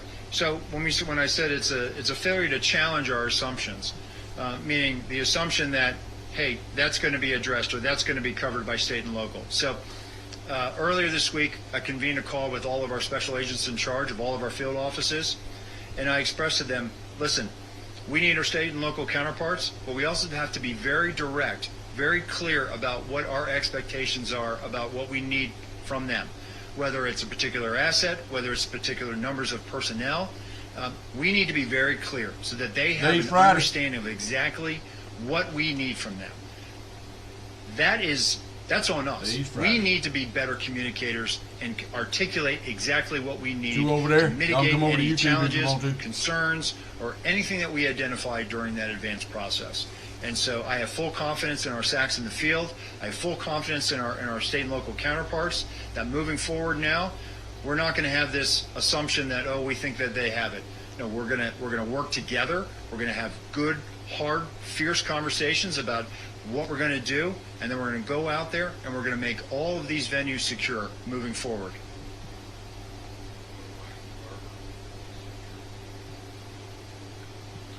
Thank you, Acting Director. One thing, for starters, I was hoping you could elaborate a little bit on a portion of the timeline in which you address a communication between the Secret Service detail and personnel at the Pittsburgh field office. It just struck me as a little vague, and I was curious if you could elaborate on what that communication was. So the former president's details, they had an advanced person on the ground who was responsible for the site. The radio transmission goes out about locals working an issue at the 3 o'clock. The member of that detail called their Pittsburgh field office counterpart. Hey, what do you know about this? Right in the middle of that phone conversation, the shots begin firing. So that's the context of it. And sorry if I missed. Could you say how they became aware of the locals working an issue in the first place to even have that conversation with them? That was the radio transmission that was put out by our security room. I got it. Okay. Just to follow up, I'm curious about, you mentioned that this was the first event where Secret Service counter snipers had been assigned as part of the security for former President Trump. To what extent do you think that factored into what were ultimately shown to be the failures? Just that this was a first time, at least in a while, in his capacity as a former president, that they were there on the site. So the novelty of it. Sorry. Sure. So let me just clarify one thing. This was the first time that Secret Service counter snipers, but the former president at campaign rallies has actually been getting state and local resources. So tactical assets, counter snipers from state and locals. So with respect to why they were there in Butler, listen, we evaluate our threat landscape every day. We calibrate based on that threat. Secret Service counter snipers, he gets shot. Evaluated a threat stream that we have, and we put our Secret Service counter sniper personnel out there. And looking back, it was very fortunate that we did. But the former president will have counter sniper coverage moving forward, as will the president, the vice president, Senator Vance, and then we'll await the eventual Democratic vice presidential nominee. we are going to put full resources out there to make sure that our campaign cadence now is obviously picked up, and we're going to make sure that we have all the resources out there to address any challenges that we have.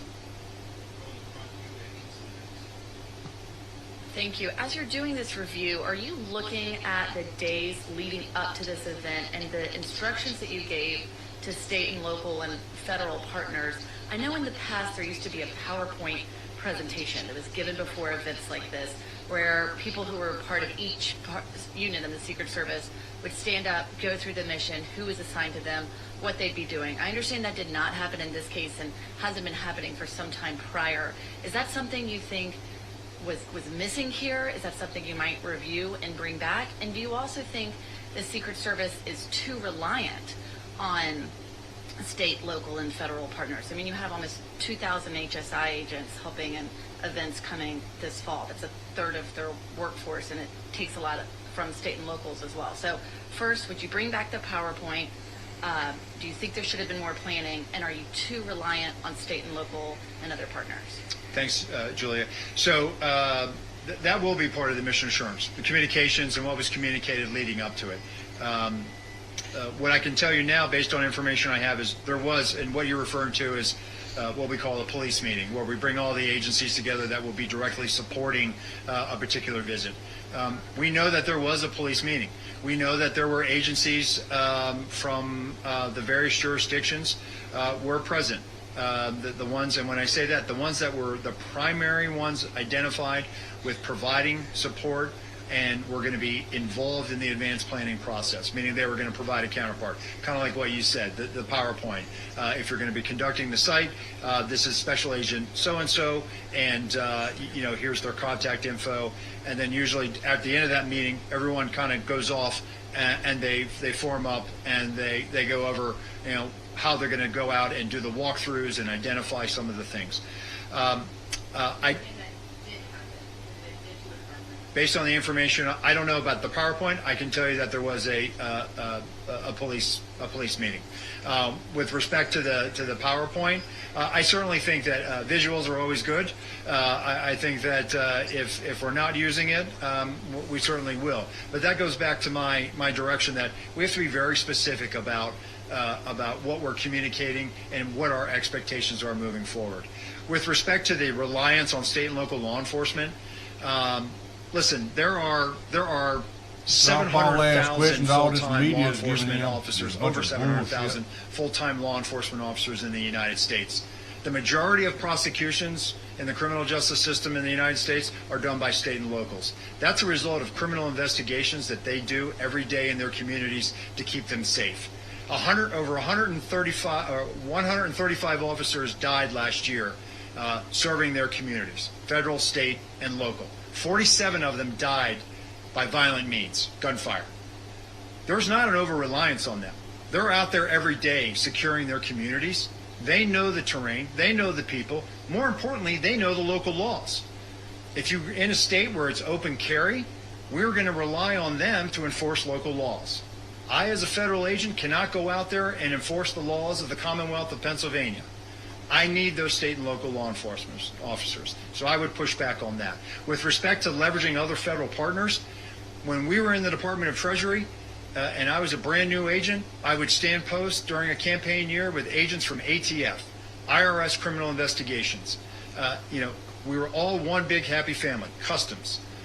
Customs moved over to DHS just like we did. So we do this every 4 years. We rely on those partners. We use them during national special security events like the Democratic National Convention, the United Nations General Assembly, the presidential inauguration. Those are whole of government security operations, which the Secret Service is the lead planning for, and we're going to bring in partners from across the government. I don't feel that it's an over-reliance. It's something that we have done going back to our days at Treasury, and we're going to continue to do that. We need those partners, and we need those state and local officers. Sure.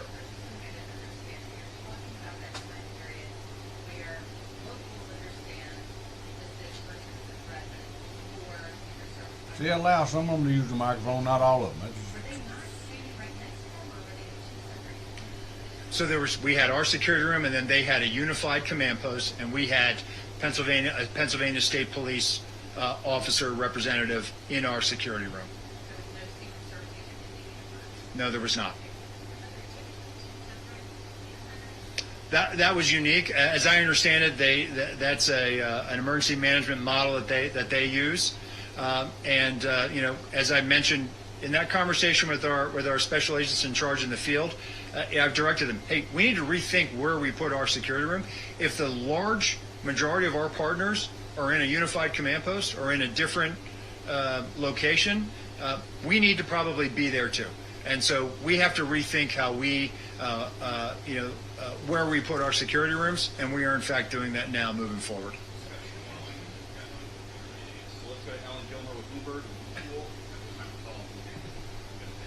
Thanks so much. Appropriators in Congress this week delayed consideration of DHS's budget for fiscal 25. They want to know more about what Secret Service needs. I know you said Tuesday, obviously every agency head is going to say they need more resources, but can you be kind of specific about what resource needs there may be, particularly when we're looking at the technology issues, radio transmissions, Sure. the CUAS system? So following this, we have had tremendous support from the Department of Homeland Security and from the Secretary. And we have, in fact, looked at all of these needs. Given this dynamic, high-threat environment that we're operating in order to meet this, we can meet this now. But it is going to require additional investments and resources, and we are having those conversations. We certainly we've had great support, not only from the department, but also our appropriations committees, and we are working through kind of what our needs are right now. We will have future conversations about this, and we are appreciative that everyone is really coming together to make sure that we have what we need to meet this high threat.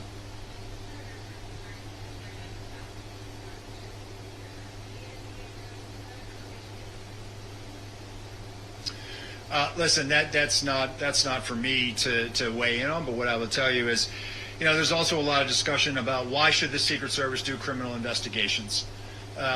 And what I will say is this: we were founded in 1865 as an investigative entity. It's in our DNA.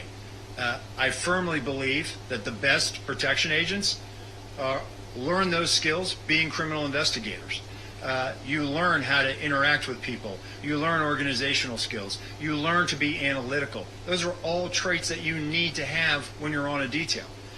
Moreover, if you look at where we are today, buildings, communities, everything is interconnected. And so we have a particular expertise in cyber and in cybercrime and critical systems protection. And so when you overlay that investigative skill set that we have, it's more than just securing the president or our protectees in a brick and mortar setting. It's also protecting them from things that make them vulnerable due to cyber. And so the only way to learn those skills, to be able to detect, to be able to analyze, to be able to make sure that we are hardening not only cyber systems, but hardening a building that is fed by cyber systems. The only way to gain that experience, that knowledge, is to be able to do criminal investigations. Additionally, it is within our investigative authority to follow up on threats. People make threats to the president and the people we protect every day. We need to have that domestic and international network of field offices to be able to track down those threats. And if necessary, bring those people to justice and present them to a U.S. Attorney's office. So I know there's been a lot of talk. Should we or shouldn't we? Should we do this? Should we be in DHS? The bottom line is this: if you want the Secret Service to continue to be the Secret Service and be effective at what it does, it needs to be doing investigations, and it probably needs to be in the Department of Homeland Security until Congress or others have an opportunity to weigh in. Just a quick question. There's a report that a whistleblower has alleged that you personally directed cuts to the Counter Surveillance Division, which led to the Threat Assessments Team failing to perform its duties that it typically would before the Butler rally. Is that accurate? Is that allegation accurate? So I've become aware of this. We got a congressional letter on it. What I can tell you is that the Counter Surveillance Division They do a fantastic job. They have a very specific mission set. A lot of that mission set is here in the National Capital Region, focused on permanent protective sites. But they do go out and they support, when requested, they go out and support former details. I know that there's been allegations that that I personally cut or that I, that I denied requests. The Counter-Surveillance Division has been out there supporting the former president's detail at some very high-profile events. They continue to provide that support, and they're out there providing support right now. So we're going to respond to the letter that we received, and we'll be sure to make that. I'm sure they will. We'll be able to share that response when the committee says it's okay to respond. I did not know. Did you finally figure out how he got that gun on the roof? Did it fit in the backpack? We're working to determine that. That's something that the FBI is working on. Dump trailer? There's a couple of, I don't want to speculate as to exactly how he would have gotten it up there.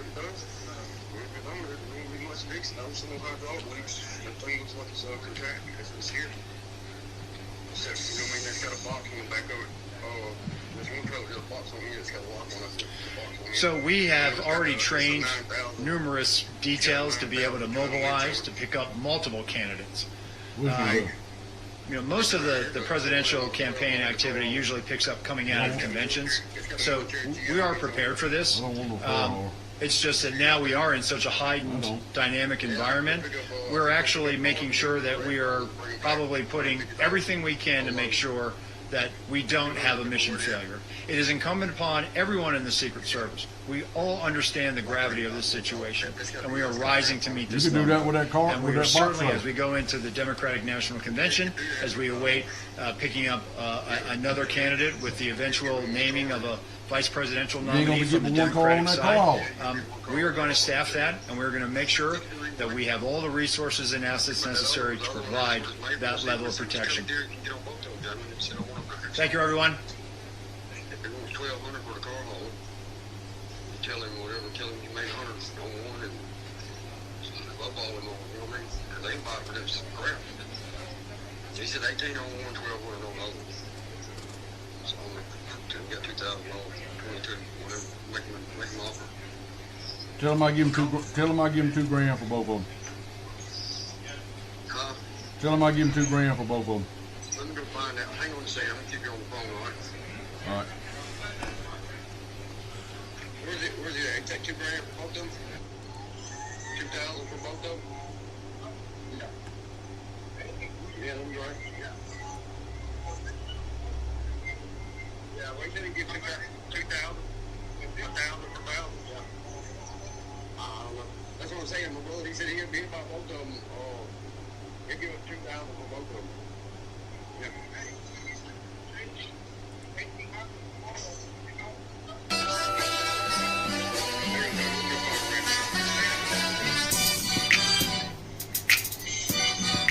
Is that Kamala? Huh? She's a whore. And that's a dude.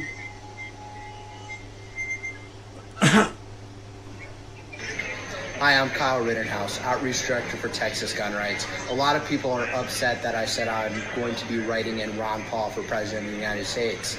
And that is true. I will be writing in Ron Paul. Unfortunately, Donald Trump had bad advisors making him bad on the Second Amendment, and that is my issue. If you cannot be completely uncompromisable on the Second Amendment, I will not vote for you, and I will write somebody else in. We need champions for the Second Amendment, or our rights will be eaten away and eroded each day. I support my decision, and I have no takebacks. Hi, I'm Kyle Ritter. That's why they're canceling Kyle.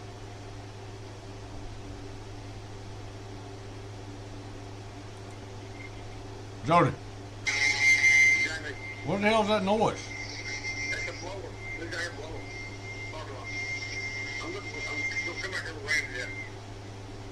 Strength that this is just extraordinary testament to the importance of having a president who understands the power of diplomacy.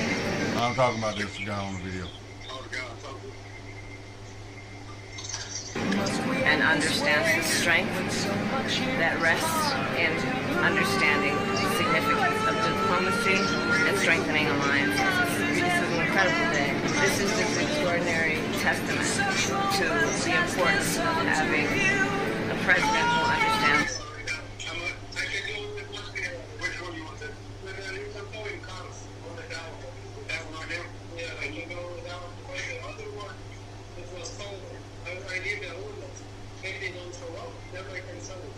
Okay. How much for the car hole here? So I said, I can make like that. Yeah. It's great to see the people come and get that one. The box. Yeah, that's the one I want. I know it. All right. All right. Get the check. Check your check. Yeah, I'm going to get a check everywhere back out. All right. All right. The power of diplomacy and understands the strength that rests in understanding the significance of diplomacy and strengthening alliances. Why they got Kamala out there this week?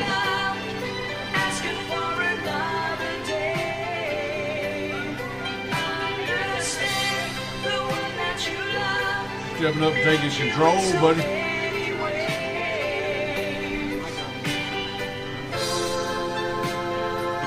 I'm sorry, you're stuck with me as president for a while, kid. There's no way out, okay? You got me for at least another 100 or 90 days or so. What are you doing? What are you doing?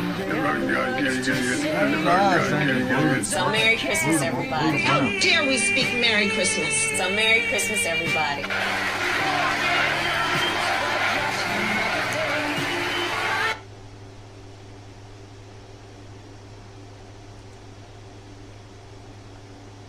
They eat kids, case closed. Data.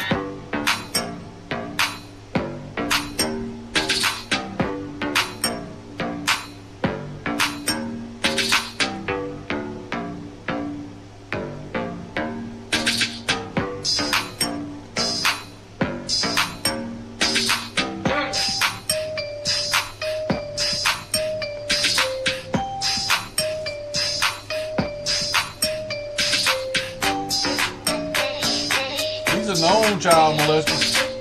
Woody Allen.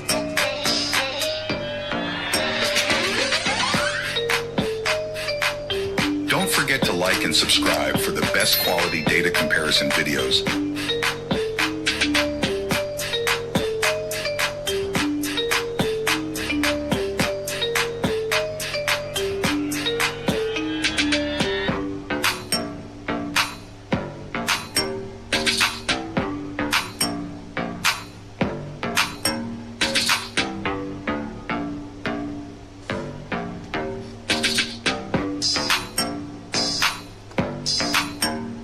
There's 100 damn people that happen to be the Khazarian Mafia group. Real men don't carry umbrellas. Obama's got one. Why is that? Because he's a pussy.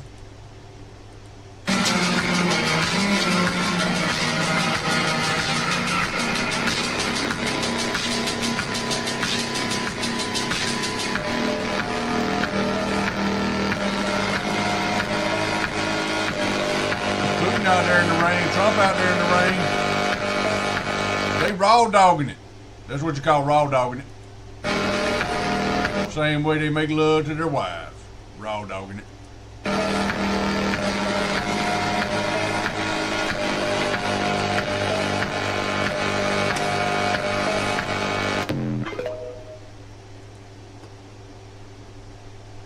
This is the clown that's running Trump's campaign. He wanted to block him from January 6th.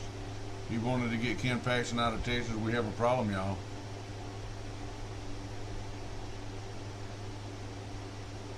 This is Joe climbed back up the stairs of an airplane that had just arrived and he wasn't flying on as Kamala watched in amazement. So let's get the hell on up out of here. Where are you going?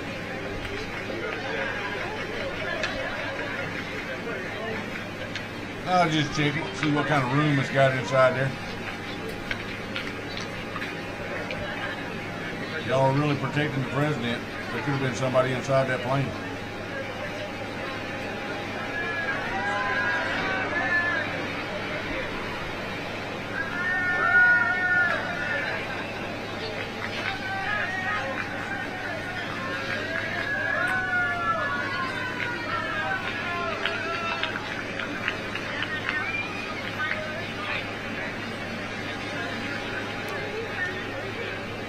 one of them DEI hires right there.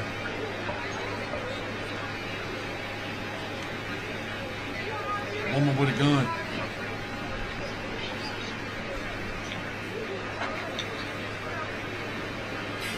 Think we ought to get him? Think we ought to tell him, come on?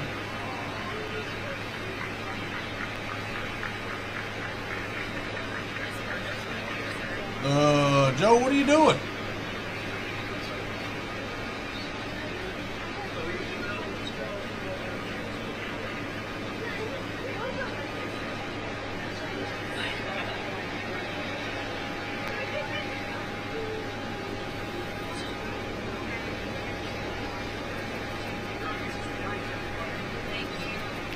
Look at that DEI hire right there. Look at her. She ain't moved from this position.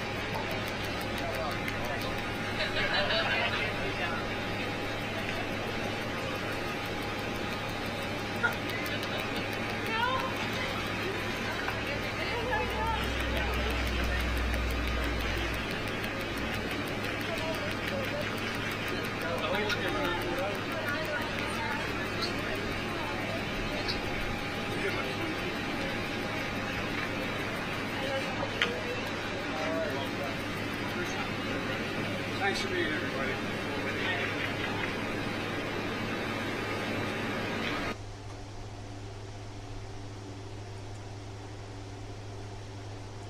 Just screwed the pooch on the 2024 election because there are 2 states they can't replace the candidate in: Nevada and Wisconsin. In Nevada, you can only replace the presidential candidate on the ticket on the ballot by the 4th Friday of June, which is already passed. After that, you can only replace him because of death or impeachment. In Wisconsin, you can't replace the presidential candidate on the ballot unless they've died. So the Dems have effectively lost Nevada and Wisconsin, 2 states they need. So is Joe gonna suddenly die, or is he gonna suicide himself? Things that make you go, they really f***ed the pooch on this one, didn't they? They did. Said that anyone who lives outside of the system is a threat to the system, and it's really eye-opening when you think about it.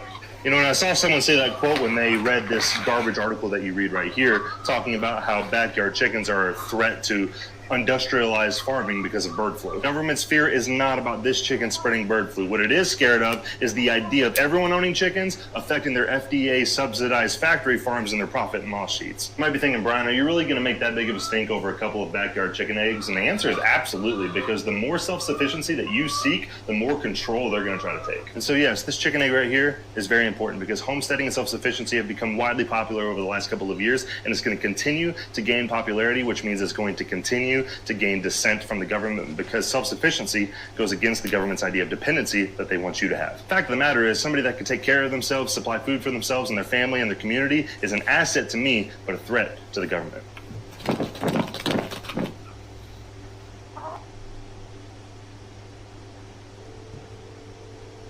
Unhand me. Fan of Jam points out another one of the truth bombs. This was sent to me on the 10th of May. What's that? That is a What is it? green screen. Go. It's a green screen behind the steps with our military there. They have known that they have had to cover for Joe Biden for a long time.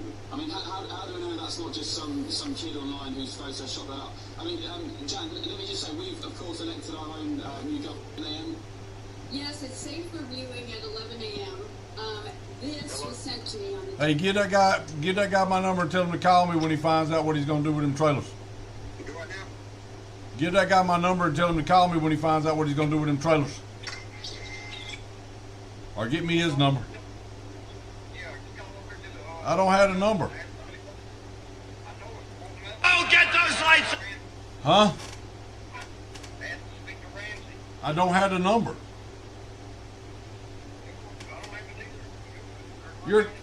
Are you not there? All right. All right.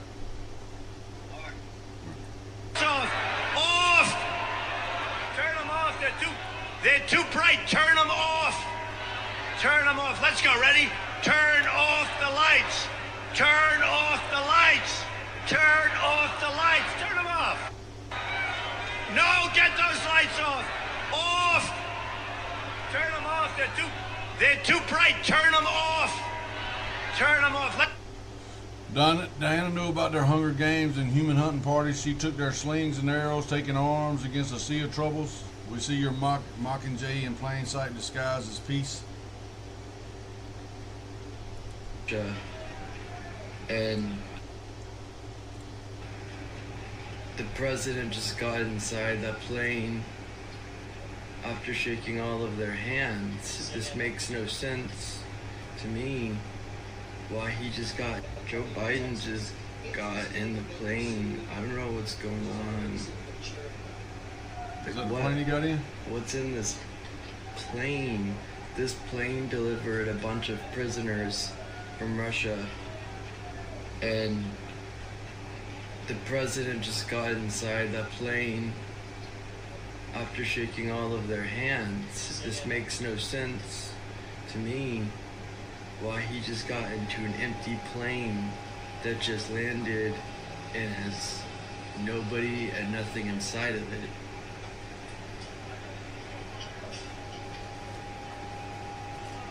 Why aren't the cameras pointing at the plane? The president just went into an empty airplane with no power on. This is delusional. Why are we watching this guy? Okay, is the president getting off the plane now?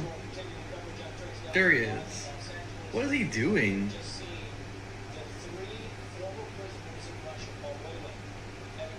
Alright. What did you do? Why did he get inside of that plane? Like, what was in the plane? I'm so confused.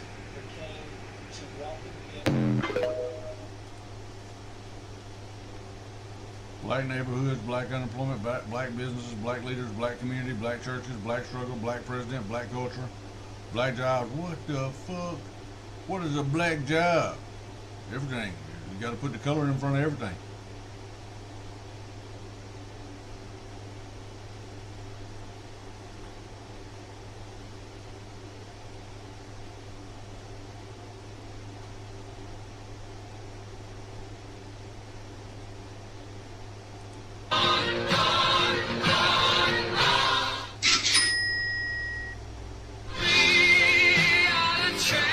Cops counter after customer becomes overwhelmed after finally purchasing a PS5 he had saved for.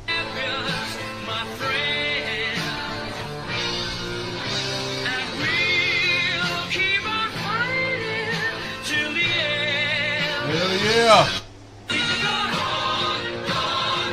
There's the receipt right there, buddy. You own it. Waking up, my boyfriend isn't next to me.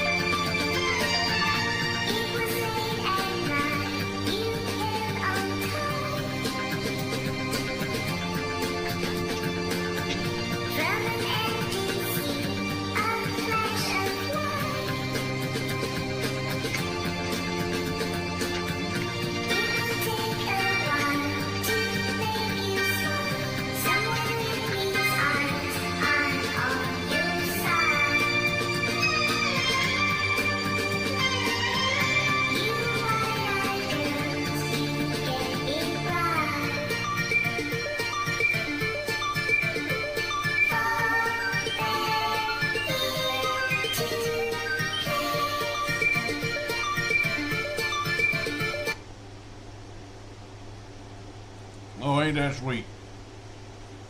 Dance with the devil, dance with the devil. You wanna dance with the devil, dance with the devil, dance with the devil.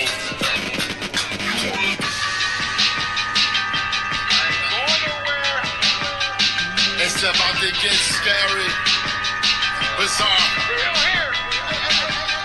It's about to get dark. who's back, straight out the gutter, with a dirty rubber.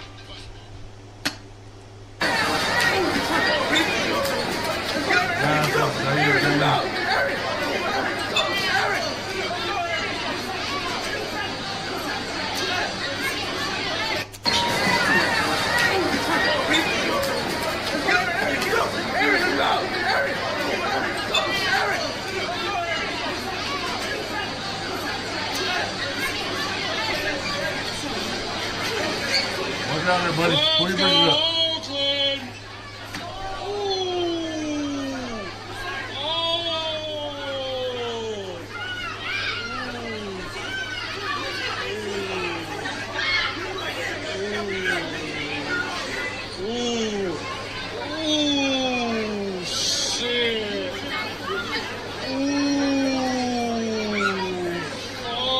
Yeah, all y'all standing around not doing nothing, not breaking it up or nothing. Standing there watching.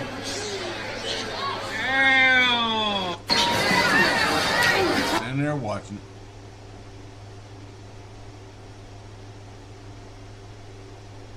That's another one of them black guys that switched over. Rich, right there.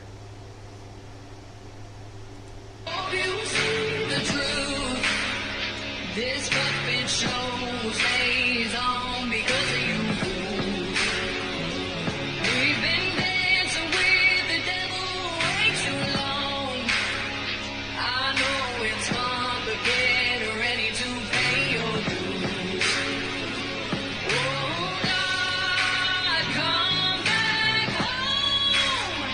This crazy world is filled with liars and abusers. Need you now before we're too far gone. I hope one day they finally see the truth. God, we need you now.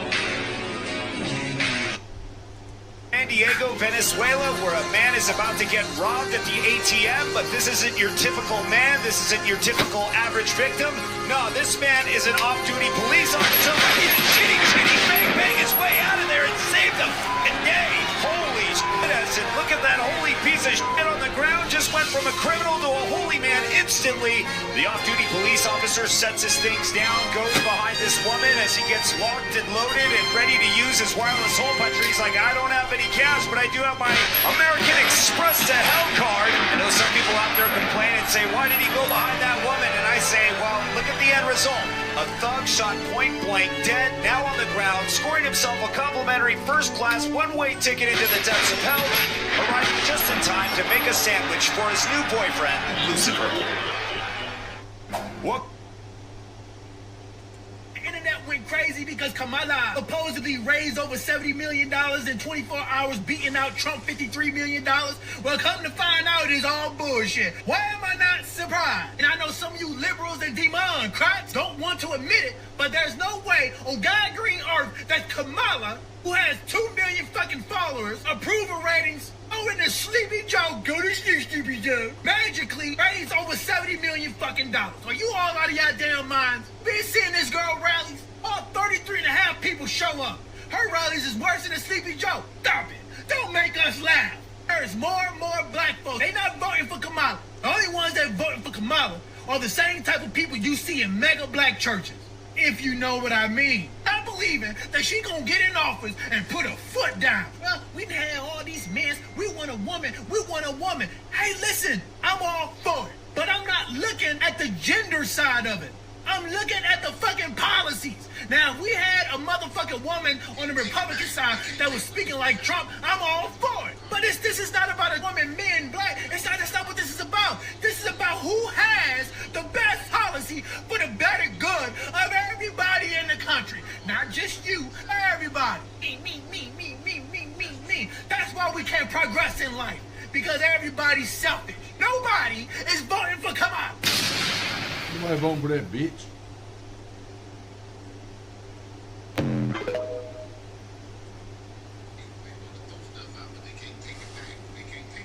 Ain't nobody voting for her ass except for Rich. Rich is gonna vote for her because he's stupid.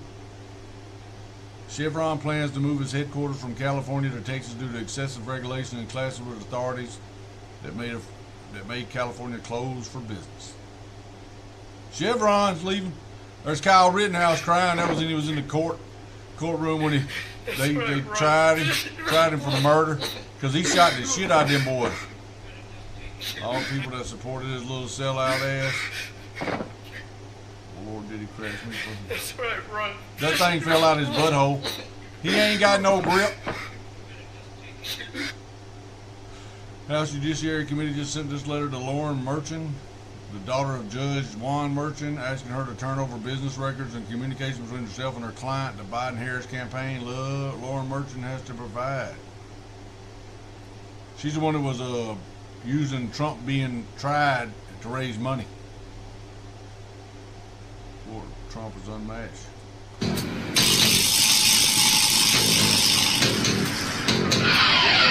Fuck around over there, Rich, at that house. They'll put your ass on the bus.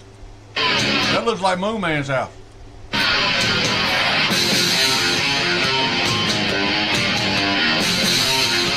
a big gigantic Trump out there in the yard. Big gigantic Trump sign. House is painted red, white, and blue. They're gonna break to get back to crash in on the highway.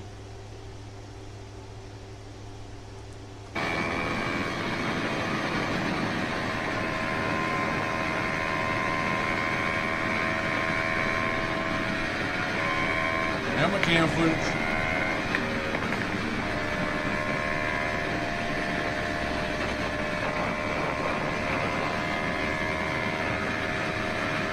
Nah, there's no way that's a cop, bro.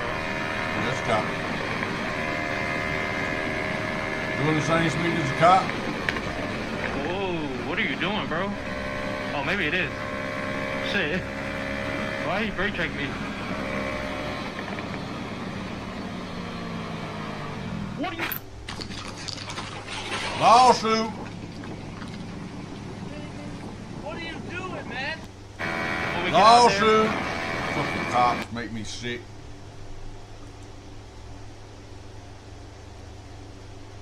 Brunson case wasn't just overturned. Pause as you read every page. The only case ever done in secret, in a secret location.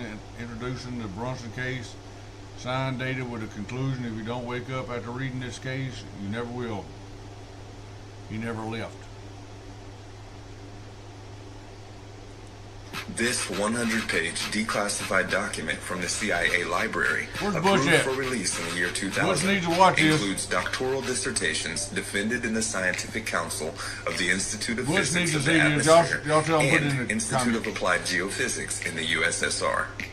In it, we find detailed descriptions of experimentation sponsored by the Academy of Sciences of the Soviet Union, most notably atmospheric studies on light scattering.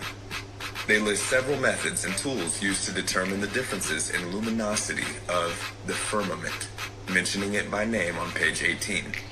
Page 19 is where it gets good. We have the mention of a near-sun halo in the opening lines. And then the kicker? This dissertation contains a certain formula of the brightness of the sky, taking into consideration only the brightness of the first order, and derived on the assumption of a flat Earth, and giving some conclusions derived on the basis of this formula. And again, on this same page, the author makes a distinction between the sky and the firmament. Quote, a method is also proposed of determining the brightness of the clear daylight sky at any point based on measuring the brightness along the almancator of the sun and of 5 to 6 points on the firmament located at various zenith distances. I'm West.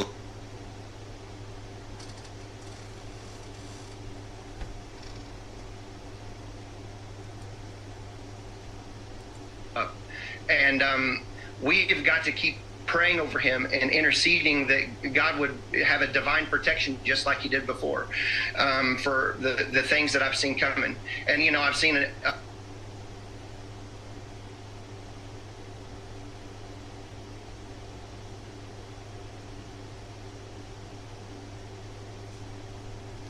For all egg nationalists, Rittenhouse is a legit hero, and his actions in Kenosha will stand for all time as a glorious example of the founding ideals of America: life, the right, and duty to bear arms to defend oneself. But Trump's record on bump stocks is not the issue here. It's mass immigration. Trump showed support for me from the beginning. I was glad to support and stand up for a president who cares about the American people and does what's right. Yellow.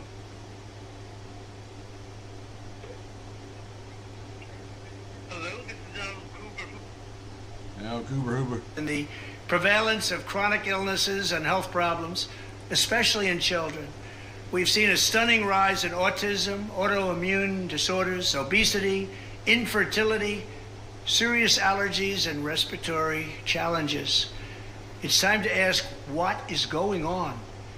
Is it the food that they eat, the environment that we live in, the overprescription of certain medications? Is it the toxins and chemicals that are present in our homes? Every year we spend hundreds of billions of dollars to treat these chronic problems rather than looking at what is causing them in the first place. Too often our public health establishment is too close to big pharma. They make a lot of money, big pharma, big corporations and other special interests, and does not want to ask the tough questions about what is happening to our children's health. If big pharma defrauds American patients and taxpayers or puts profits above people, they must be investigated and held accountable. When I'm back in the White House, I will establish a special presidential commission of independent minds who are not bought and paid for by big pharma, and I will charge them with investigating what is causing the decades-long increase in chronic illnesses. I understand big pharma, I believe, better than anybody else. I know where they're coming from. And then I will ask them to publish recommendations for how every American child can have a safe and healthy childhood. This is a conversation that is long overdue, and it's a conversation that American families deserve. American families must have this conversation, and they must have a leader, a president, who can do something about this problem. And I will do that. Thank you. Somebody investigating big pharma. Well, we have evidence of a Secret Service cover-up. Ronald Rowe testified the Secret Service didn't cut resources from Trump detail. Well, it turns out the same guy personally directed Secret Service agents to be cut. The media reporting of assets requested, there were times when assets were unavailable and not able to be filled, and those gaps were staffed with state and local law enforcement tactical assets.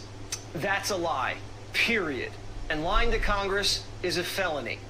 A Secret Service whistleblower is telling Senator Hawley that that guy personally directed that Secret Service agents who do threat assessments at events be cut. The whistleblower says those agents should have been at Trump's Butler rally doing threat assessments, and they were cut by that Secret Service director, Ronald Rowe. Some of these Secret Service threat assessment agents had been warning about security problems for months leading up to the Butler rally, but were ignored. Why? If those agents were at the Butler rally, Crooks would have been in cuffs the second he was spotted with the rangefinder.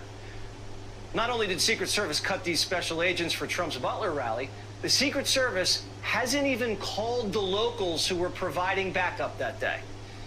Secret Service has never talked to any of our people either before the rally that day or to this moment has ever talked to us in regards to what our actions were that day. Secret Service has not talked to us at all about the incident. You've not talked directly to the Secret Service. Then Director Cheadle, Acting Director Ronald Rowe, they've not reached out to you, neither one of them. None of them. They're doing an investigation into an attempted assassination, and the Secret Service hasn't even called the locals. Not even out of curiosity. Like, what the hell happened, guys? That's evidence of a cover-up.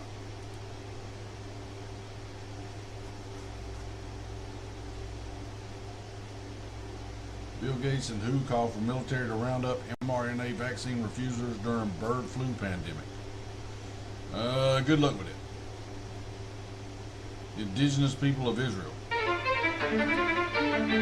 Show them where y'all come from.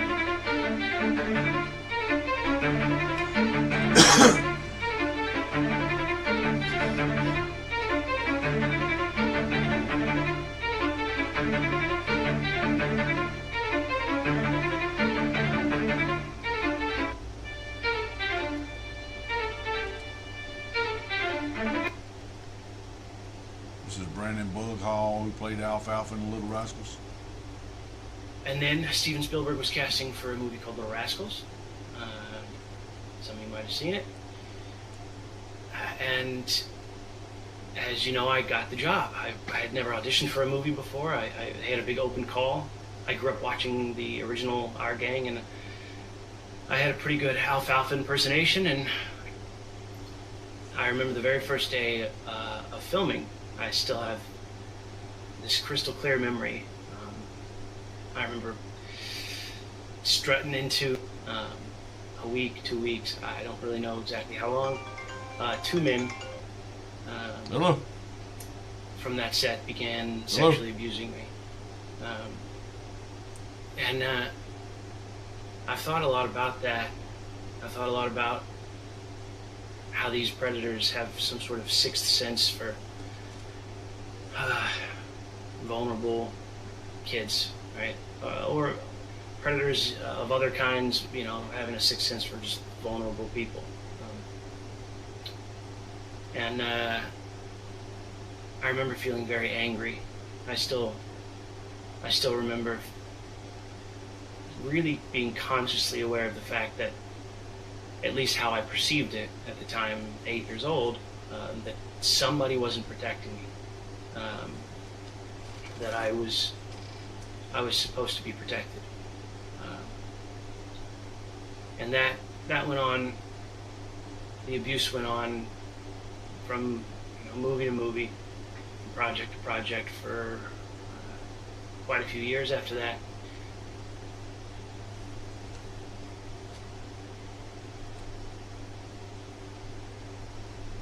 So all of them, don't say Trump. Trying more footage from Idaho farmers protesting the U.S. government shutting off water to their farmland. What you need is probably a stick of dynamite. Who was it that did that? Somebody clogged up the stream, and then they went up there with dynamite and blowed that shit up.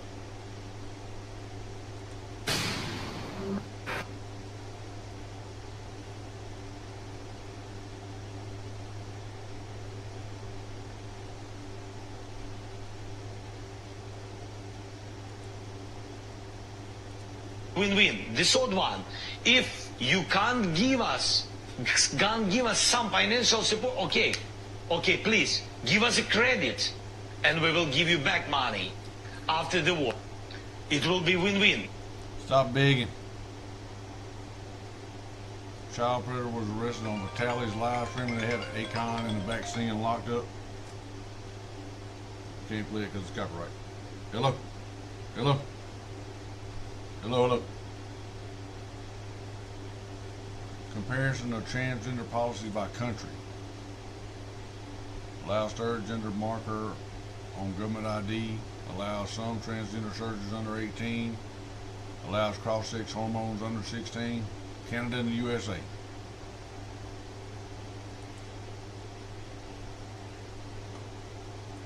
Face a knife. You think fucking Keir Starmer or little fucking Rishi Sunak would ever risk their life? They'll walk past and let those little girls die, then stand in Parliament and say men like me are the problem. These people are treasonous scumbags. And when men go out to the channel, Nigel Farage, I mentioned him very briefly, and say, look who we're letting in. We don't know who these people are. And try to raise a point about it, he's a racist. And one of those people who came on the boats has murdered a bunch of little kids. Treasonous politicians who have betrayed their people, allowing these people into the country to murder the local populace. It's men like me who will stand up and face a knife. You think fucking Keir Starmer or little fucking Rishi Sunak would ever risk their life? They'll walk past and let those little girls die, then stand in Parliament.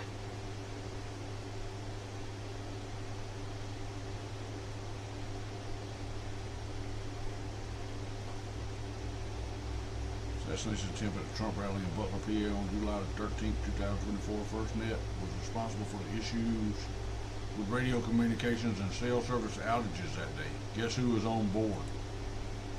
It looks like Garland and Mayorkas. Both of them, guess where they from? That's right. Kakistan.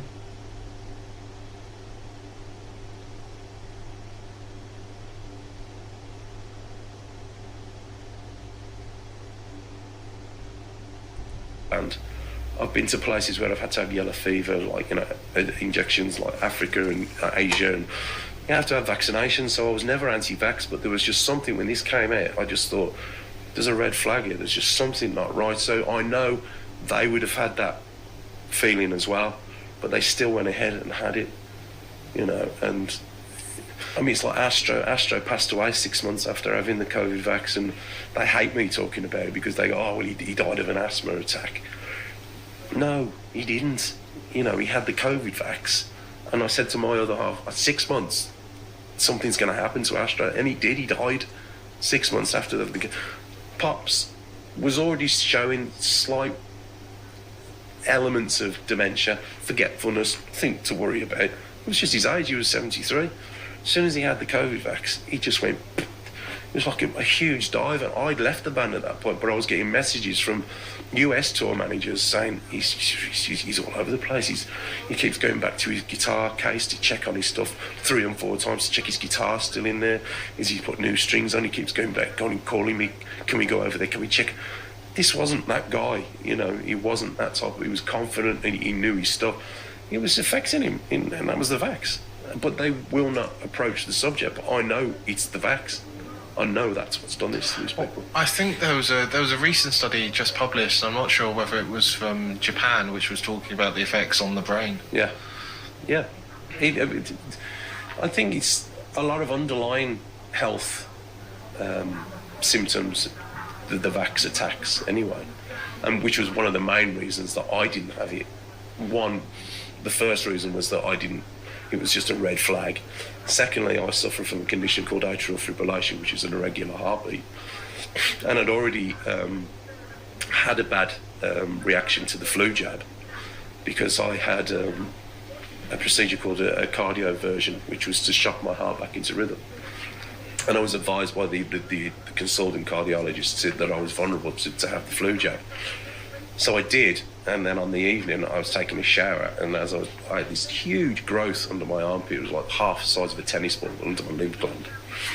And I said to my wife, I said, this is really painful, this really hurts. And she said, stupidly, because we've had vaccines before and I'd had side effects from vaccines, not even thinking about it, she said, it might just be a reaction to the vaccine, just let it go overnight. And so I did. Following morning, I threw my heart back out of rhythm. So being it was a SARS vax, there was no way I was touching the flu vax or any kind of vax ever again, you know.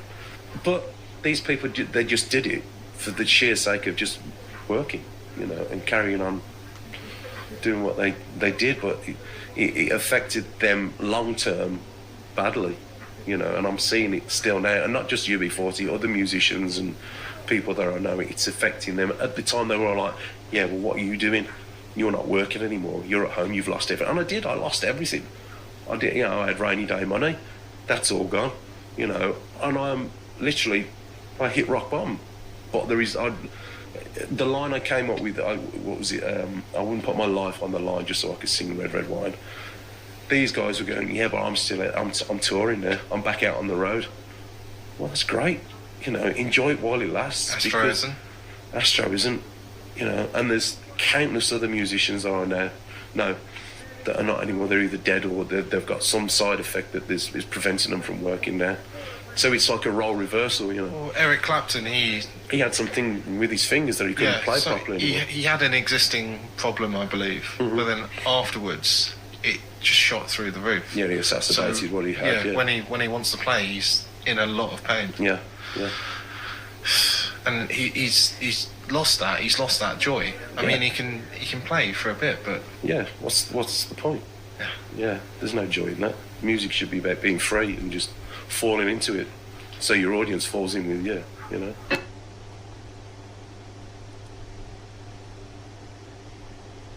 Just a beautiful child had her head chopped off in a park in front of her parents. This is happening and will not stop happening until the far left are defeated.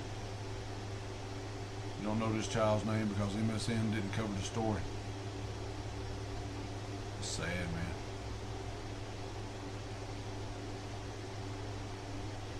Is there any difference? Israel got a guy down there. ISIS. No, well, ISIS is Israeli's secret intelligence service. So they're probably the same. They're probably cousins. Another one word, boom, one word bricks.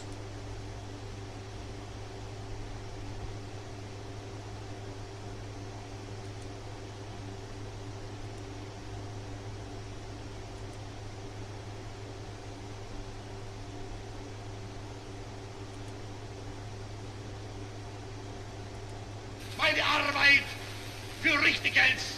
Ob du glaubst, dass ich fleißig gewesen bin, dass ich gearbeitet habe, dass ich mich in diesen Jahren für dich eingesetzt habe. U.S. declares Gonzalez victor in Venezuela election, rejects Maduro's claim.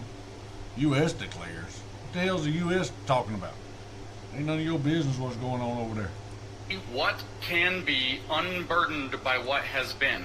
Is that word salad or Marxism? It's Marxism. That is, in fact, not at all word salad. It is a Marxist, as I said on Twitter the other day and got mocked relentlessly by the media for this, I said it's a Marxist incantation, as a matter of fact. It's like a spell.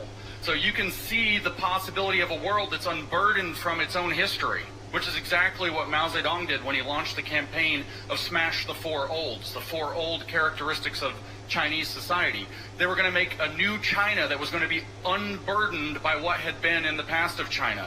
This is what the Soviets, the Bolsheviks, did when they took over power in Russia, is that they were going to make the new Russia. They're going to make the new man, as a matter of fact. People could become unburdened by what has been so that they could see what could possibly be in the terms of a socialist utopia. So, Madam Vice President, when she says that, I assume, given that her father was a Marxist and a professor, I assume she knows what she's saying, and I don't buy her Idiot Valley speak shtick one bit. I think she's far more smart and far more savvy than conservatives have given her credit for, and she is an outright Marxist. It is very, very clear in her language, and that's what the Democrats want to nominate for president right now, which is kind of horrifying.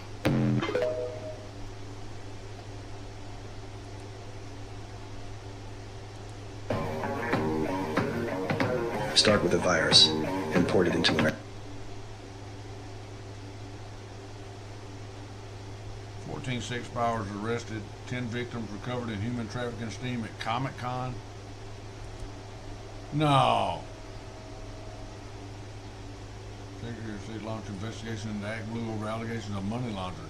Attorneys generals from Virginia, Missouri, and Wyoming, all states should be launching it. Georgia should too.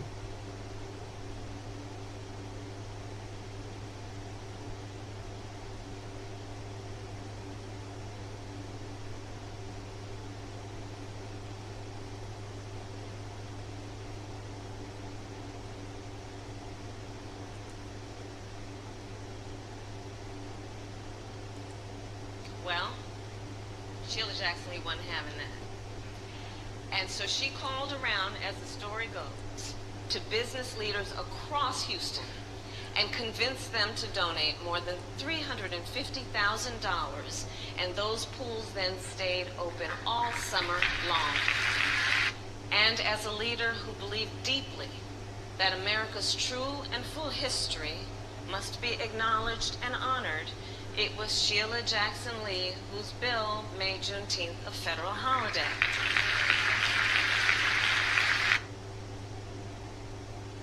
Acting Secret Service Director ordered cuts to agents responsible for credit assessment, zero credit assessment agents present when Trump was shot.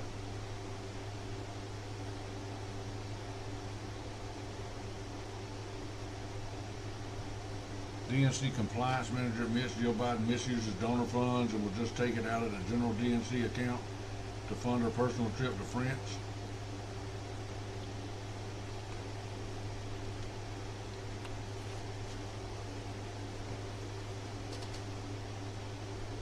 F-16 fighter jet dropped fuel tank over Michigan during an emergency. Explosion reported in Lake Huron.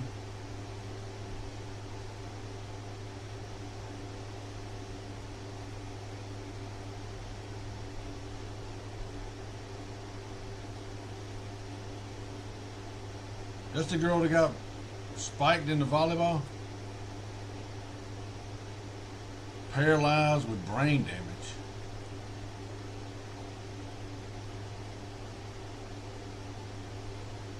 Should be out there playing.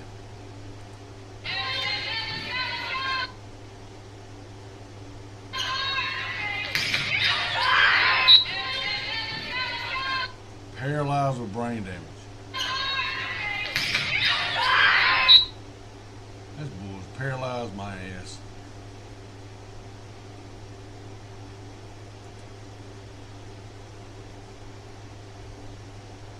Appeals court denies Trump's bid to toss the unconstitutional gag order in hush money case. Trump still gagged.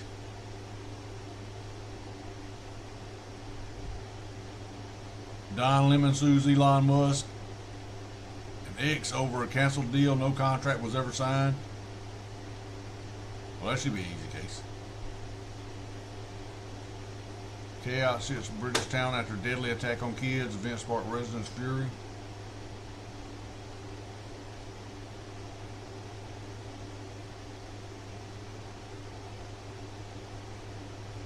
Democrat candidate arrested on multiple felony voter fraud charges.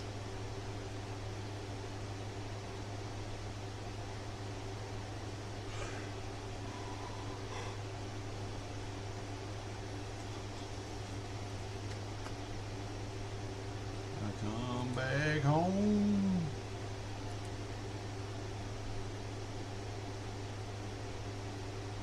Simon Bell breaks out on criticism of NFL star husband Jonathan Owens wearing her Olympic gold medal after she took a shot at Donald Trump.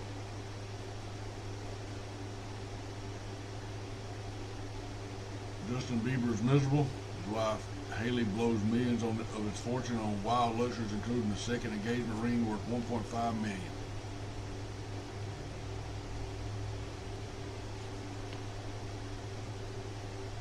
Mom goes blind after making a common mistake with her contact lenses. I couldn't put them damn things in, man.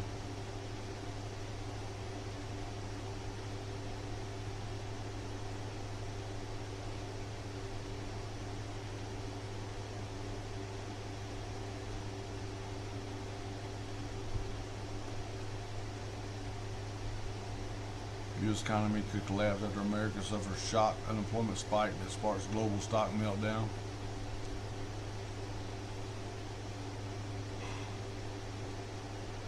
Oh man, I'm gonna sleep good tonight.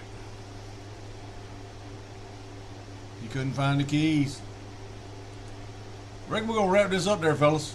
There ain't that many people in here, and I'm tired.